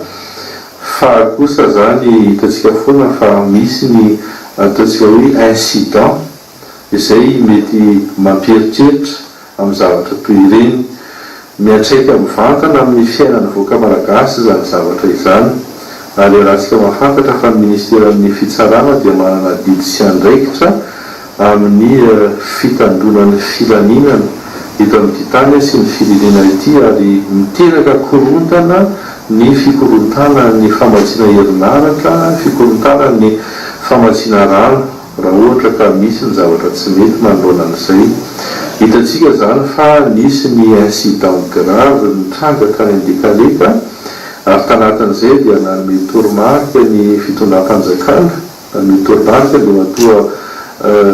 filohan'ny repoblika nanome toromarika ihany koa dia matoa premier ministre lehibe amin'ny gouvernemanta ny amokafana fanadihadiana manokana mba hafantarana inona marina ny zavatra nitranga mahakasika ny andekaleka dia ny fampanoavana ao amin'ny fitsarana ambaratonga voalohany ao Tomasina moa zany no miandraikitra n'izany miaraka amin'ny gendarmerie nationale efa mandroso ny fanadihadiana ny sokatra zany ny fanaovana fanadihadiana mahakasika ny incendie criminel efa natao fanadihadiana moa la efatra amin'izao fotoana izao dia ny mpiambina zay talohan'ny tranga io sy ny mpiambina nandritra n'io tranga io araky ny voalaza moa zany dia efa hitahita ihany satria efa nandefa zany zay amin'izao fotoana zao amin'ny fiara-miasa araky le voalazako teo amin'ny gendarmerie nationale tokony andraikitra manokana hanao police technique et scientifique hijery marina miaraka amin'ny jirama sy miaraka amin'ny ministera ny énergie mazava ho azy hoe inona ny zavatra tena nitranga tamin'ny fotoana io dia ho tanterina amintsika zany zay zavatra zay fa mbola ataontsika hoe ouverture d'enquête fa mbola tsy misy olona aiaina anatin'izany zavatra maro samihafa izany fa mbola audition na témoin efatra zany no vita mahakasika an'izay fa kosa le fanadidinanao zany dia mahakasika ny resaka incendie criminel dia ho tanterina amintsika anatin'ny fangarana tanteraka moa zany ny toen'izany fanadidina zay nosokafana eo anivony fampanoavana fitsarana ambaratonga voalohany ao Toamasina izany ino fanazava-kevitra avy any amin'ny ministry ny fitsarana zany Mpikerlaza mahakasika ny raha andekaleka ny amin'ny hoe nanokatra fanadihadiana mikasika ny fahamaizana andekaleka ny transformateur zany de hoe fanadihadiana zay any fampanoavana any Tomasina nampiandraketany azy niaraka teo anivon'ny gendarmerie pirenena ny amin'ny hoe incendie criminel zany de efa misy ny olona nionono anatin'izay rano voalohany aloha zany ka fanadihadiana ohatran'izany de mbola hoe mandeha le fanadihadiana akoatran'le fanazavana teknika no nomeny ny tompona andraikitra voalohany sy faharoa teo anivon'ny jirama de miresaka hoe sokafana amin'ny fanadihadiana fa incendie criminel ny zavatra eritreretina ao anatin'io zavatra io de mbola mandeha zany le fanadihadiana fa inona ny antony nahatonga amin'ny filoham-pirenena tany andekaleka indray hiteny ny amin'ny hoe nisy nanapoaka andekaleka ary acte criminel ny zavatra nitranga fa nga efa mivaly le fanadihadiana ary raha efa mivaly le fanadihadiana amina sokajy ohatsy ny ahoana no fomba namoana azy amin'izany endrika mifanadiadiana zany. Sa mbola tsy mivaly le izy fa nieritreritry ny filoha no ny teny manao hoe satria manana ny fomba fijeriny izy explosion vao incendie na hoe fipoahana vao firetana de fantatry ny filoha avy hatrany zany hoe sabotage io, nininana atao io, nininana apoka io. Dikan'izay manko de zao ilay fanadiadiana mbola tsy vita raha mifahafantarantsika azy mbola mandeha le fanadiadiana fa le filoha efa namoaka de mialoha hoe acte criminel efa nisy firetana nininana tao nandritra ny vanim-taona io de namoaka ny amin'ny hoe omena lela vola 2 tapitrisa ka hatramin'ny 50 tapitrisa ariary zay manam-baovao momba izany. Any ny tena mahavaliana antsika hoe inona ny eritreretin'le fitondram-panjakana, tsy afaka nyraisin'le fitondram-panjakana ve le fanazavana nentin'le PCA sy le fanazavana nentin'le tato an'ilay teknisiany jirama milaza fa sursary zany zavatra nitranga tamin'iny ny forsena nalefana izy mba hahazoana le zéro coupure tamin'ny andro fety kanefa tsy zakany antitra le transport tsy afaka tsony na zaka n'ilay filana amin'ny herinaratra zay hamatsiana n'ilay tambazotra iraisana Antananarivo zany. De izy ary zany raisina amin'izy roa le hevitry ny PCA sy le teknisiany jirama ve zay nahafantatra ny zava-misy tany etoana sy efa nikirakira n'ireo masinireo antaonany maro ary malala ny antsipria n'ireo masinina rehetrarehetra eo de ahoana ny tseritreretanao hoe ny teknisiany jirama ve de tsy ahalala masinina kirakiraina nandritry ny 70 taona tao anatin'izany orinasa jirama zany. Ary zany e ny olan'io jirama io nanomboka taty amin'ny 2009 fanonganam-panjakana tao anatin'ny teteza mita nitenena n'ireo orinasa reo, ireo teknisiana reo, nitenena n'ireo syndicat reo fa nanagadrana n'ireo syndicaliste reo maty mihitsy eza moa ny sasany hatramin'izao. Niady ho an'izany jirama zany hoe tsy militsika maka nytoneny eleke zovena askafy sy ny rehetra samby amin'ny power sy ny tsisy tsy militsika maka an'ireo groupe reo anatina central telemique zany fa manana groupe ny jirama azo amboariny zany, manana direction zany jirama fantatra ny tokony hanaovana an'ireo afaka atao ny mividy fitaovana hanolona an'ireo hampandehanana an'ireo groupe reo fa tsy nenona le teknisiany jirama. Reo teknisiany reo no mivezivezy manerina Madagasikara manao ny maintenance sy manao ny dépannage ny jirama ao anatin' zany orinasa jirama zany. Dikan'izany mahafantatra reo teknisiany reo afaka mandeha eto ty tsy afaka mandeha ary tsy teknisianina vahiny reo tsy sonosy tsy karana fa teknisianina malagasy zay mivolavolainy jirama ary misy tam'ireo nomena fampiofanana nandeha tany ampitan-dranomasina mba ahafahana miaina amina zavatra ngeza be ohatran'izao hoe tiany fitaovana zay fanaraka amin'ny toetrandro inona ny zavatra tokony atao de zao ny zava-misy lasa blackout Antananarivo, blackout RIA région interrégionale Antananarivo zay mifandray amintsika zany. Teo nefa nisan'le délestage efa mba niomana ary zay le nomana an'le fanjakana teo io zay ny raha miasa tamin'ny banque européenne d'investissement na BEI mba hazona le 4e groupe ampiodinana an'le andekaleka iny ange Tomasiny de tonga le fitaovana tao de mifanitsaka amin'ilay hoe may andekaleka de lasa namonjena le fitaovana lasa tany andekaleka amonjena an'le milina voalohany. De ahoana zany zao le 4e groupe de ahoana zany le fiara-miasa tamin'le mpamatsy vola na hazona zany 4e groupe zany mba hanodinana anandekaleka de ilaza ave le fitondram-panjakana hoe tsy niasa saina ary tsy nieritreritra momba anandekaleka na momba ny jirama fitondrana rehetra amin'ny fandimby teo aloha fa namaika zany raha azotsika tsara le izy ny fandehanana na ny déplacement le filoham-pirenena omaly tany andekaleka de tsotra fotsiny ray te ilaza izy fa tao anatin'ny 70 taona de tsisy olona nitsidika tany tsisy filoham-pirenena zay manko mahafinaritra an'le filoham-pirenena sy le fitondram-panjakana hoe tao anatin'ny 80 taona mbola tsisy nanao, tao anatin'ny 50 taona mbola tsisy nitsidika, tao anatin'ny 70 taona mbola tsisy nitsidika na tao anatin'izao dia tsy mbola nisy filoham-pirenena nandeha tany amin'ny fokontany na nandeha tary amin'ity na nanolo izao zavatra ao fa ny filoham-pirenena amin'izao fotoana izao ihany no manao sy nahavita. Zay ny zavatra tadiavina ao anatin'izay. Ka inona moa no tokony andehana amin'ny filoham-pirenena any andekaleka raha ohatra ka mahatokony teknisianna ny jirama sy ny teknisianna malagasy ny fitondrana fandimpy zay ange no ilaina an'le ministeran'ny angovo zay la ilaina an'le jirama zay la ilaina an'le direction technique ny approvisionnement ny direction marobe ao anatin'io jirama io ary mahatokony teknisianna malagasy mahatokony ny ingénieur malagasy ny jirama ka maninona tsy maintsy anao déplacement filopirenena amina zavatra kely zay mitranga nanao tany ery rajonary mampianina ny anazy efa lavitra ny azy ny resahana tamin'ny 2016 2017 resaka reboisement campagne na reboisement hoe olana ho an'ity andekaleka ty dia maina ny tany tsy ampony rano sy ny rehetrarehetra ndao amboly azy manodidintsika nitondra bambo mitondra grevelia nitondra hitsina niaraka tany ry day mananjara joany tata amin'izany dia nandeha namboly azo manodidina any andekaleka taty amin'ny amina hektara maro amina hektara maro fangatsy mieritrerietiny zany hoe amin'ny asoan'ny jirama fangatsy ny eritreritra ny hoe ndao hijery fitaovana ho an'le 4e groupe tsika ndao iresaka tsika ho anina mpamatsy vola mba hahafahantsika mijery famatsim-bola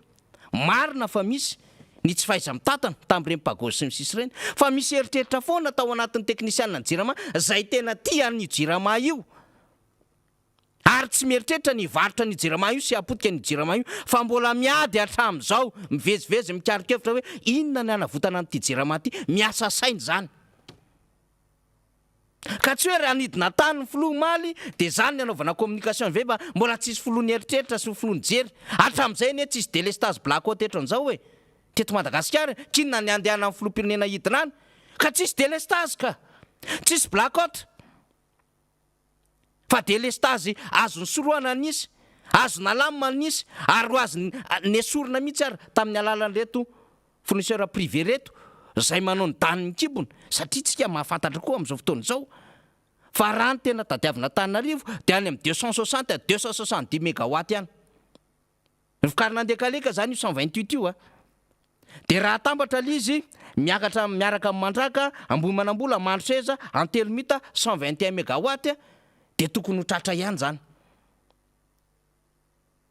fa rehefa manao an'le asany zay verina fa normalna le fitondram-panjakana satria tsy maintsy manome jiro an'le vahoaka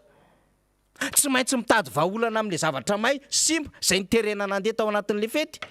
dia iny le resahantsika mandrakariva hoe oeraoera sy dedaka mandeha foana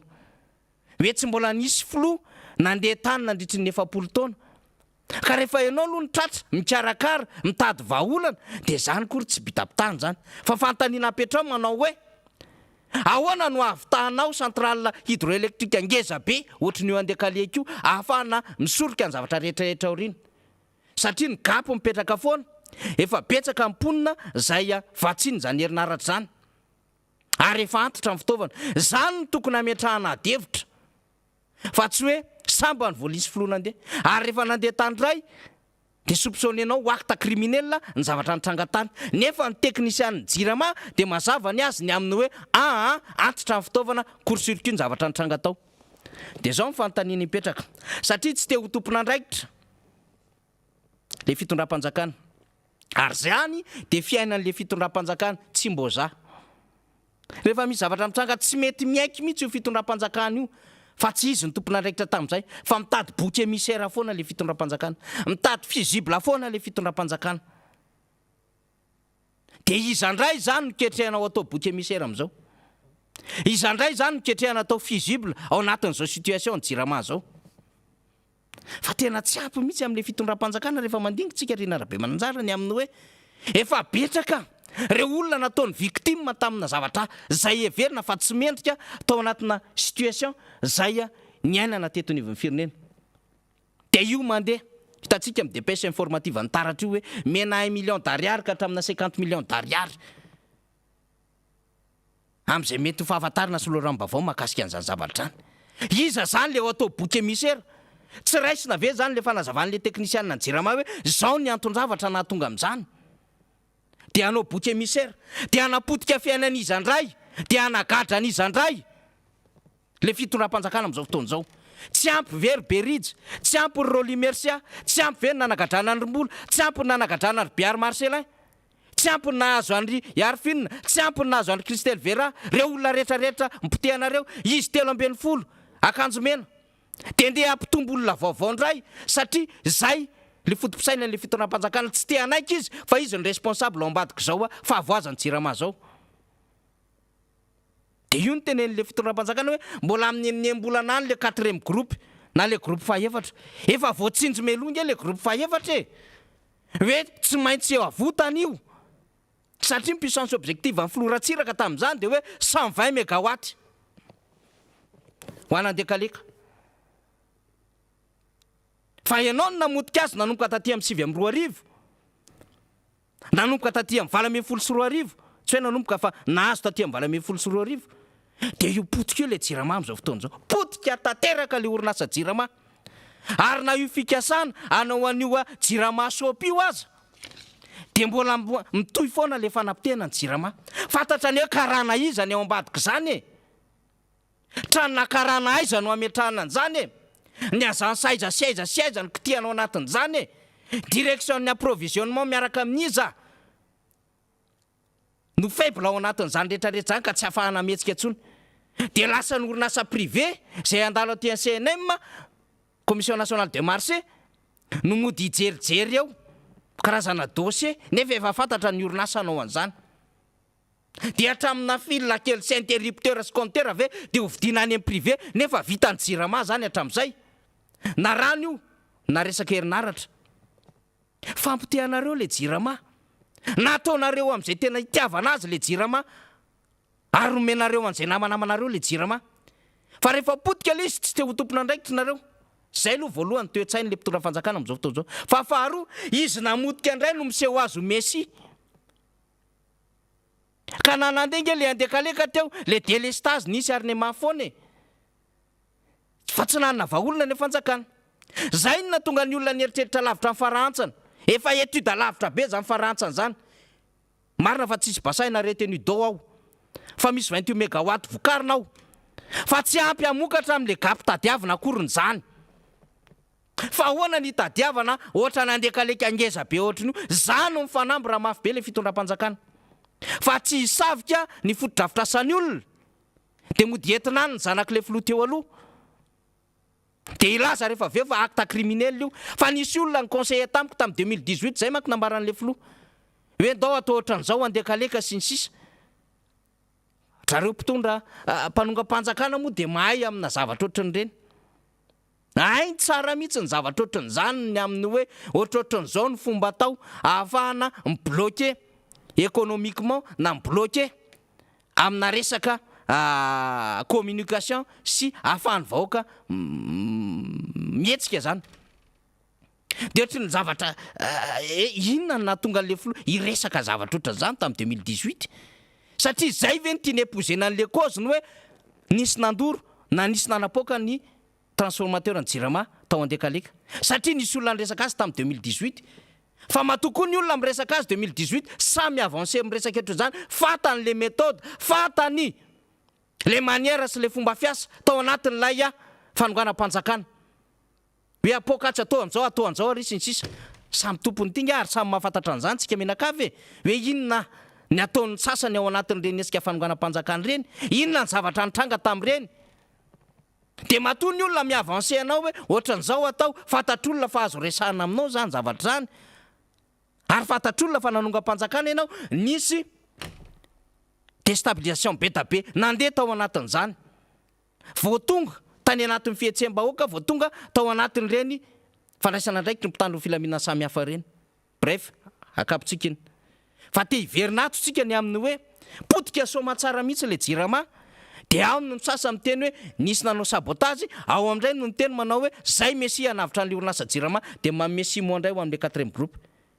fitaovana tokony nalefa aty amina zavatra hafa no mandeha aty amina zavatra hafa indray amin'izao fotoana zao satria ny forcena nalefa le izy de blackout Antananarivo de menimenina ny rehetra ary le vahoaka malagasy koa moa na menimenina efa zatra an'izany izy zay anaovan'le fitondram-panjakana azy eo reveny daholy fa mahay miaritra koa le vahoaka ka menimenina any amin'ny Facebook ny nataony fa rehefa asaina mandohan'le facture izy zay tsy nandeha le jiro zay efa potika le fitaovana na le courant tao vokatry le courant miakabidina tao an-trano na télé io na rice cooker io na zavatra kely tsotsotra io tsisy fiatohany zany fa tapahany jiramany jironao rehefa tsy voalomy facturenao ary le facturenao amin'io de midangana zay tsisy zany nge ny zava-misy eto e de averintsika amin'ny fanontaniana efa vita ve ny valo mifanadiadiana matony folono miteny an'iny hoe nisy nanapoaka andekaleka faharoa efa vita ve ny valo mifanadiadiana matony folono miteny hoe 1 million d'ariary ka hatramin'ny 50 million d'ariary no omena amin'izay a nanapoaka nandekaleka fahatelo iza ny raisina le fanazava-kevitra nentin'ny filosin'ny ministra ve sa le nentin'le tena teknisiana sy le olona mahafantatra ny zava-misy ao anatin'ny jirama la limite resantsika ohatran'izay na de tsy tena piasan'ny jirama satria le tena piasan'ny jirama nomena promotion hitatana ny jirama mahalala ny zava-misy eo amin'ny jirama fa tsy ilay miparasitena taty aoriana le olona nianatra tany an-dafy le olona mipetraka tany an-dafy le olona kamakaman'le mpitondra amin'izao fotoana izao zay tsy ingénieur napetraka directeur ary napetraka tompon'andraikitra ry sy ny sisa tsy mahalala korina momba n'le jirama zany zava-misy amin'izao fotoana izao dia ahoana ny iainany vahoaka an'izany satria rehefa jerevantsika izao le fitaovana tokony anaovana an'le 4e groupe miantona le 4e groupe mbola mandeha indray fikarakarana an'le milina voalohany faharoa fahatelo de blakoty Antananarivo de ohatran'izany le tamin'le maity eto tsy te ho tompon'andraikitra le tao anatin'ny ministèren'ny énergie de hoe aiza le groupe rehetrarehetra napetraka tany any hôpitaly e fa an'izy ireny ary iza ny tatana an'ireny ary ahoana ny nampandeha an'ireny zay le olana lehibe raha mbola azon'izy ireo atao zany de hoe ny mpanohitra tsy mampandeha ny jiro eto Antananarivo tahaka n'le foto-kevitra sadasada sy le foto-kevitra le lomorina le hoe simba ny lalam-pirenena fahenina misy simba ny lalam-pirenena aiza izy ao le misy bizo ty moa ndray Paul Berger de ndray ary atsinanany Mahabo any Menabe raha sovakiky misy ty fa zay ny tena mety amin'ity vetivety fotsiny a aloha vakiny ty fa ohatr'izao manko ny ataon'ny sasany a rehefa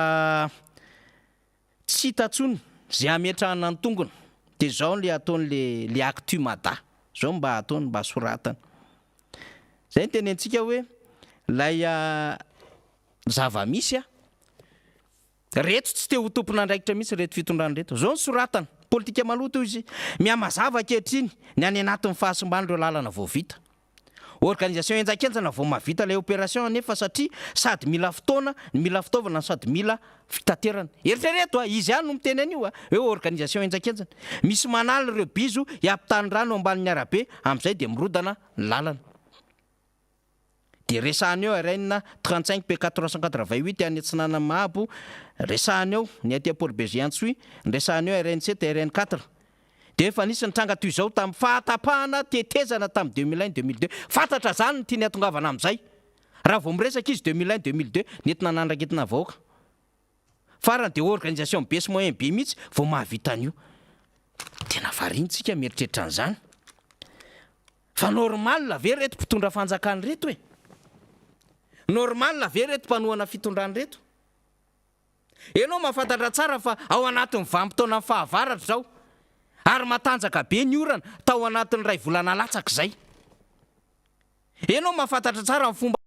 entreprise sasany eto Madagasikara satria ndraindray tsy maharaka anatin'lay ko na le offre le entina miady satria betsaka loatra no mifampizara any anatin'ny lalan'izany fikarakarana ny lalan'izany iny tsy hidirantsika lalina iny fa ndraindray any anatin'le kalitao an'le zavatra atao tsy mifanitsany le zavatra andrasana maromaro nahitantsika an'izany tamin'ny taona raiky am'roapolo sy roa arivo iny hoe lalina tany katsepe lalina tareha sy ny sisa sy ny sisa raha tsy tonga de potika alizy ary may mana eto Antananarivo renivohitra ary tsika nahita an'izany hoe namboarina lalina 67 efa simba izy amin'izao fotoana izao namboarina ny lalina fanisany ampefilo efa simba izy amin'izao fotoana izao de amin'le lalam-pirenena de avy etrany de mirezy hoe kilalao maloto misy manala le biso fantatra ny ao an-tsain'izy ireo fa hoe le mpanohatra zany manao an'izay fa tsy te haiko le fitondrana hoe sy mba le lalana satria mety malemy ny fomba nanamboaran'le entreprise azy ary mafy be ohatra lay rano le orana de mety ny kokan'izy de lasa fa mety ho antsonjavan'le bizy koa de avy le ao anatin'le toe-tsaina de miresaka 2001-2002 fantatra ho any ty natongavana 2001-2002 ary fantatra ty pazo ty hoe mirona maka izy ty actu madaty zay engeny zavatra tian'ireo atao e satria tsy manana solution ntsony izy de accusena ty amin'ny opposition daholo raha azony atao de ny opposition nampiakatra amin'ny vidim-bary raha azony atao de ny opposition nampiakatra amin'ny vidin'ny simenitra raha azony atao de ny opposition nampiakatra amin'ny vidin'ny siramamy raha azony atao de ny opposition no mibloqué ny omby tsy ho varotany eto Antananarivo ary nampiakatra ny omby 18 000 ariary ka hatramin'ny 20 000 ariary amin'izao fotoana izao de mafy le opposition satria sady tsisy fahefana le opposition no tsy afaka mandray fanapahan-kevitra amin'ny filan-kevitry minitra sady tsy manana gouvernement fa afaka mbloqué amin'izao rehetrarehetra zao mafy zany le opposition faible zany le fanjakana tsinona ny ilaina n'le fanjakana zany mba tiatsika ampitaina amina zavatra ohatran'izao hoe mba nandinika tsara ve vao nanoratra mba nandinika tsara ve vao nanao accusation fa aza mieritreritra fa mbola sy manao rentrée politique ny opposition na mbola tsy nanao valandresako an'ny mpanao gazety na mbola tsy niteny zavatra goavambe ny opposition de mieritreritra fa faible ny opposition eto Madagasikara ka azo atao amin'izay tia nanaovana azy azo paina an'izay tia nanopaina azy azo accusena an'izay tia accusena azy tsia samy tompony eto tsika ary samy manana ny fomba hitondrana amin'ny fampandrosoana an'izany Madagasikara zany fa tsy toe-tsaina mpanohatra mieritreritra ohatran'izany fa le fitondram-panjakana tsy hitantsony zay ametrahan'ny tongony amin'ny fahampitehana sy fanombany etseroa de le bouc émissaire io karohany io aiza ny bouc émissaire ny jirama andekale aiza ny bouc émissaire an'le lalana tapaka fangano ny opposition nanao an'io RN 44 simba tsy afotaka be tsy fakahitany io tsy ny opposition nanao an'io ary tsy nanao soniana entreprise an'izany ny opposition tompoko fa ianareo anatin'ny fitondram-panjakana no manana fahefana no an'izany ka maninona tsy afaka miaiky hoe avaty aminay tompoko ny problème maninona maika ny amin'ny hoe tadiavy le bouc émissaire mikasika an'izao sy ny sisa fa raha ametrahana fanontaniana hoe inona mba nataonareo amin'ireo fianakavian'olona maty tamin'ny 24-25 décembre mbola mitoy hatramin'izao vokatry ny délestage ny jirama voavidinareo ve ny hain'ireny olo ireny tsy mbola namalinareo tsy namaly le fitondram-panjakana satria fata amin'ny pertinemment hoe andraiky n'le zavatra fa mbola nahiliny tany amin'ny groupe aza moa ny eny sasany de eto tsika miara-mijery tsara eto ny amin'ny hoe hiditra amina resaka offensifa amina kilalao maloto le fitondram-panjakana todika any mpanohatra zany adevitsika resantsika izany satria fatana fa tena mikorotana tsisy mandeha amin'izay lony dysfonctionnement moa efa tsy resantsika antsony raha tsy zany ve hiditra anatin'le hoe manao sonia amina resaka fomba fitondran-tena ministre ao anatin'ny gouvernement efa bolana teoriana nitsangana an'le gouvernement mbola saina manao sonia akoatra ny contrat programme hoe zao no ifanarahanao ny amin'ny hoe vokatra tsy maintsy hitanao de mbola manao sonia fitondran-tena ihany miparitaka alizy Andriamanitra inge mahay-maim-paina zava-misy e rehefa tsy ara-dalàna na tongavanao teo amin'ny fitondrana rehefa nalainao ankery le fitondrana rehefa nalaina tamin'ny fomba maizimaizina le fitondrana tsy milamina le fitondrana dia hain'Andriamanitra mampiseho azy amin'ny vanim-potoana tokony isehoniny amin'ny hoe tsy nety io de miteny rehetra amin'izao fotoana izao ary mipanohana amin'ny fitondrana ny tena betsaka miteny amin'izao fotoana izao hoe diso fanonteniana tsy mety zay le zava-misy ary zay le tsara ho fantatry ny rehetra zay le zavatra ifampitantsika n'le havatra ny amin'ny hoe mba okaiky zay e fa tsy ny opposition no mitatana firenena fantatry ty opposition ty ny atao raha izy no mitondra azy ary efa niteneninay zany fantatray tompoko ny atao rehefa tonga eo amin'ny fitondrana zay ary zay tsy manao balarora zay tsy manao fampanantenana pokaly tsy hatafavoaka amin'ny firenena ary zay olona tia tandrazana ny ao anatin'izany fanoheran'izany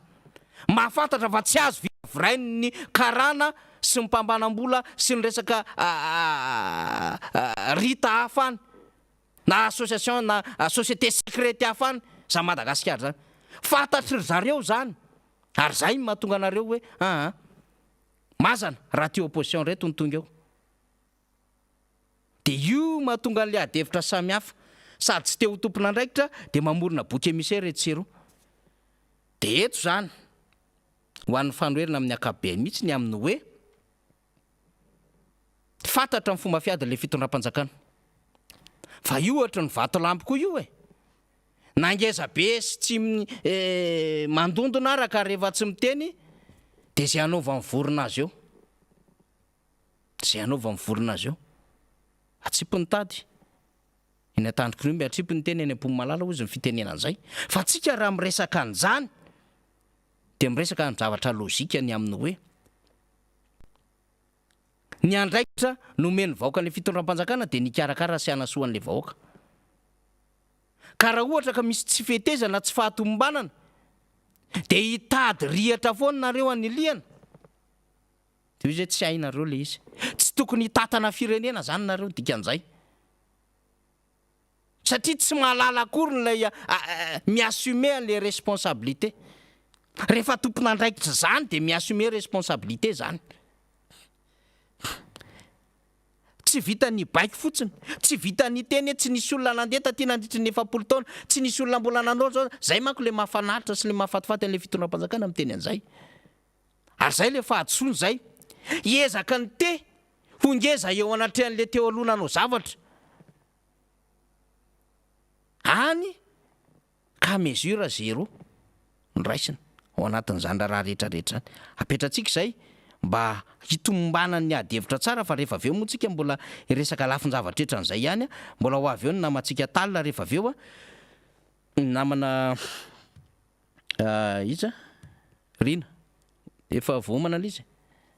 de hiditra eo izy rehefa aveo dao ary dao rina ao raha tsara fa miandry kely am'izay satria misy anao alefatsika vetivety video alamitsika rehefa aveo de ho alefatsika alo izy de anantsika rehefa aveo satria resaka lalam-panorenana zay sy rina rehefa aveo rehefa vonona zay resaka lalam-panorenana zay misy anakelo alefatsika eo de hidirantsika zay adevitra rehetrarehetra izay efa eto rina zany andamina kely an'izay fotsiny ray de verina amitsika rehefa aveo satria misy zavatra ho alefatsika eo ty tena goavana koa ty anankiray ty resaka lalam-panorenana rina ny resahantsika de zay lalam-panorenan'izay tena zava-dehibe mihitsy n'izay ao anatin'ny zavatra nomantsika satria izao fototra zao lalàna rehetrarehetra zao dia mifantoka any amina fikeonandoha ny amahana azy rina arabe mananjara de zay fikeonandoha zay no tokony homanany rehetra hoe inona ny vahaolana avy atenivo ny mpanoatra inona ny vahaolana anivona société civile inona ny vahaolana avy anivona olo-pirenena rehetra de hoentsika eo zay rehefa aveo rina arabe mananjara eny ary misaotra ny faniry raha zafy manatany mitondran'izay fanazavana lavalava zay momba nyty resaka hoe jirama ity maninona moa no tenenina ny toe-zavatra ohatran'izany satria iny no hainy resaka rano resaka jiro rehefa tsisy rano ianao de maty rehefa tsisy jiro ianao tsy misy herinaratra ianao de maizina amin'ny alina de iainao anaty maizina ave zany inona zany hoe fiainana miainao anaty maizina zany fa inona no entin'ny maizina inona no entin'ny maizina tsy fandripahalemana tsy fetezana zavatra ratsy no entin'ny maizina ka rehefa tsy misy ny mazava de manjaka amin'ny maizina rehefa tsy misy ny rano de maty ny olona rehefa tsy misy ny herinaratra de tapaka ny oxygène de maty ny olona zany hoe le tena hain'ny malagasy mihitsy zany ity resaka jiro sy ny rano ity ka zany no natonga ny namana faniry nitondra zany fanazavana maromaro izany noentina tamintsika fa ny resaka hoe lalam-panorenana efa natsidika tany am-boalohany izy io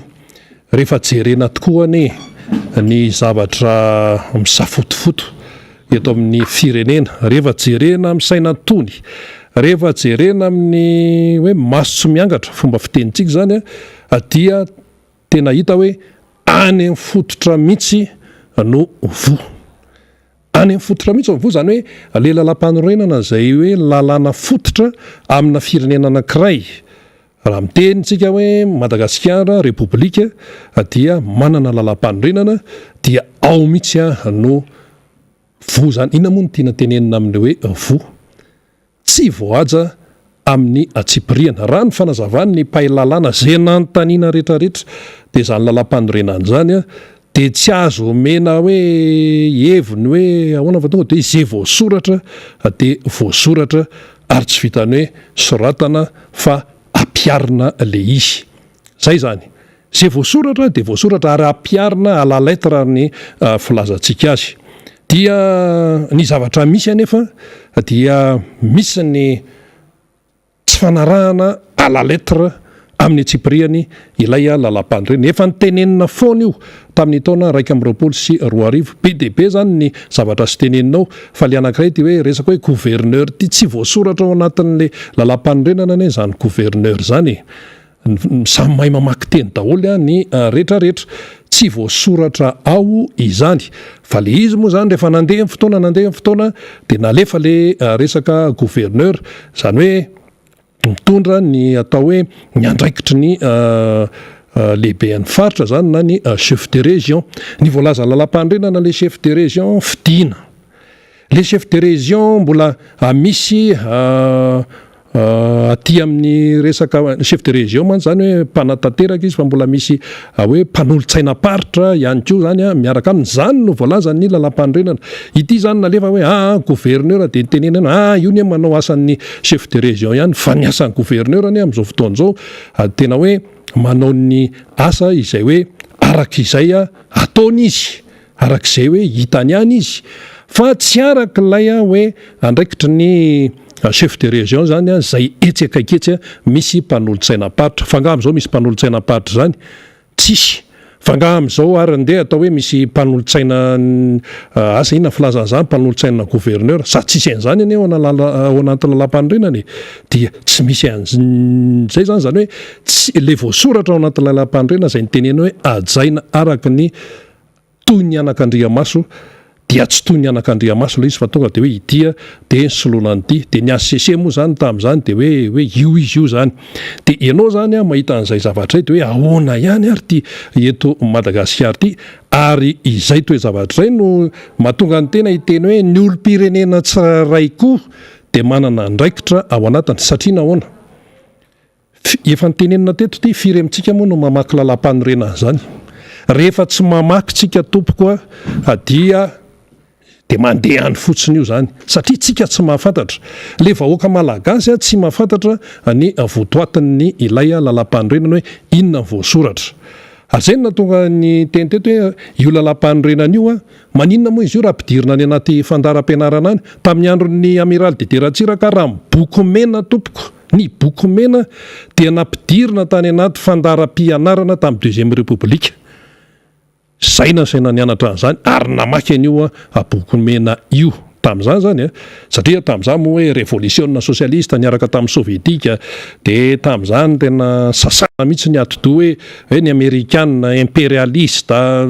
tenenina daholo zao vocabulaire rehetra rehetra zao fa ty tsika zany ny malagasy tamin'izany niaraka tamin'ny taty amin'ny bloc de l'est zany ny ty amin'ny tatsinanana dia ny sovietika ny tao ny sinoa ny tao Korea avaratra ny tao dia mbola nampianarina koa zany Juche zany tamin'izany tany Korea avaratra sy Kim Il Sung dia zay taloha nahazo an'ireny boky avy any Korea ireny isam-bolana tonga foana amin'ny boky avy any Korea mitantaran'ny Kim Il Sung mitantaran'ny sovietika dia nisy mitera-tany malagasy nalefa nianatra tany amin'ny firenena tatsinanana RDA Korea sovietika tany Moscou sy ny sisa betsaka ny zoky mpanao gazety nianatra tany Moscou zany ny toezavatra nitranga tamin'izany ka hoe ny boky mena dia nampidirina tany anaty fandaram-pianarana ny anarana mihitsy ary vakiana fa amin'izao fotoana izao tsika zany maninona ilay lalam-panorenana no tsy fantatry ny malagasy akory ny votoatiny fa dia hoe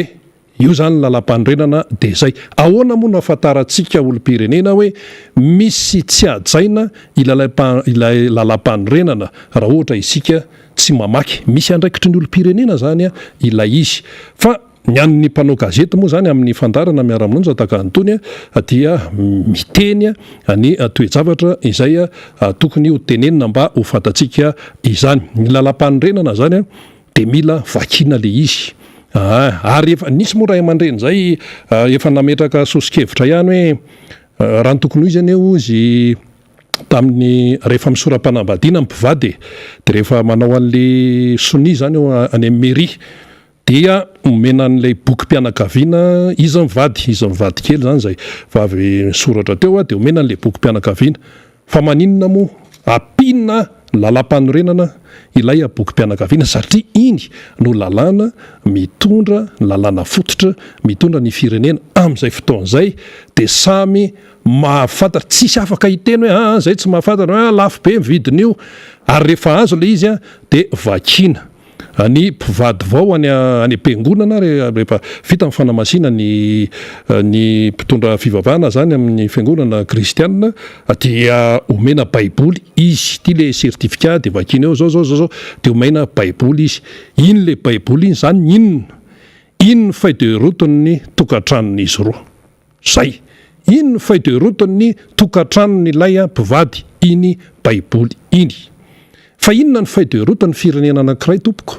ny feuille de route ny firenena anankiray de tsy inona akory fa ny lalam-panorenana ary natao ajaina iny tamin'ny andron'ny Hitlera matsika izay mahafantatra tsara ny tantarany zany nazisma tany Allemagne zany rehefa misy ny fisoram-panambadiana tamin'ny andron'ny Hitlera io na misy ny atao hoe fanomezana de ilay antsoina hoe Mein Kampf no boky io zany le soratan'ny Hitlera tamin'izy gadraina nandritra ny 7 volana tany amin'ny toerana nitazomana azy satria nitarika fihetsiketsehana tany amin'ny faritry Baviera tany Allemagne tamin'izany dia rehefa tonga teo amin'ny fitondrana izy de tiany hovoizina zany le foto-kevitra manahirana be zay izy no atotoany de nataony fanomezana tamin'izany ka itsika firenena republikanina amin'izao fotoan'izao maninona moa io lalam-panorenana io raha zaraina mihitsy zaraina tonga de atao bôjy io lalam-panorenana io le izy tsy hoe boky be hoe 500 page na 4 page fa tonga de zaraina atao gratos araka amin'ny fitenenana azy zaraina ho an'ny olom-pirenena rehefa tsy vitsy zay de zarao ho an'ny mpivady vao zany dia samy mahazo ny olona dia samy mamaky izany fa amin'izao fotoan'izao aloha izy efa azo lazaina hoe efa tara ihany zany tsy hoe ihany fa efa tara fa le izy zany tsy voaja izay tokony hanaja azy amin'ny atsipriany ilay lalam-panorenana no tenenina hoe nanaovana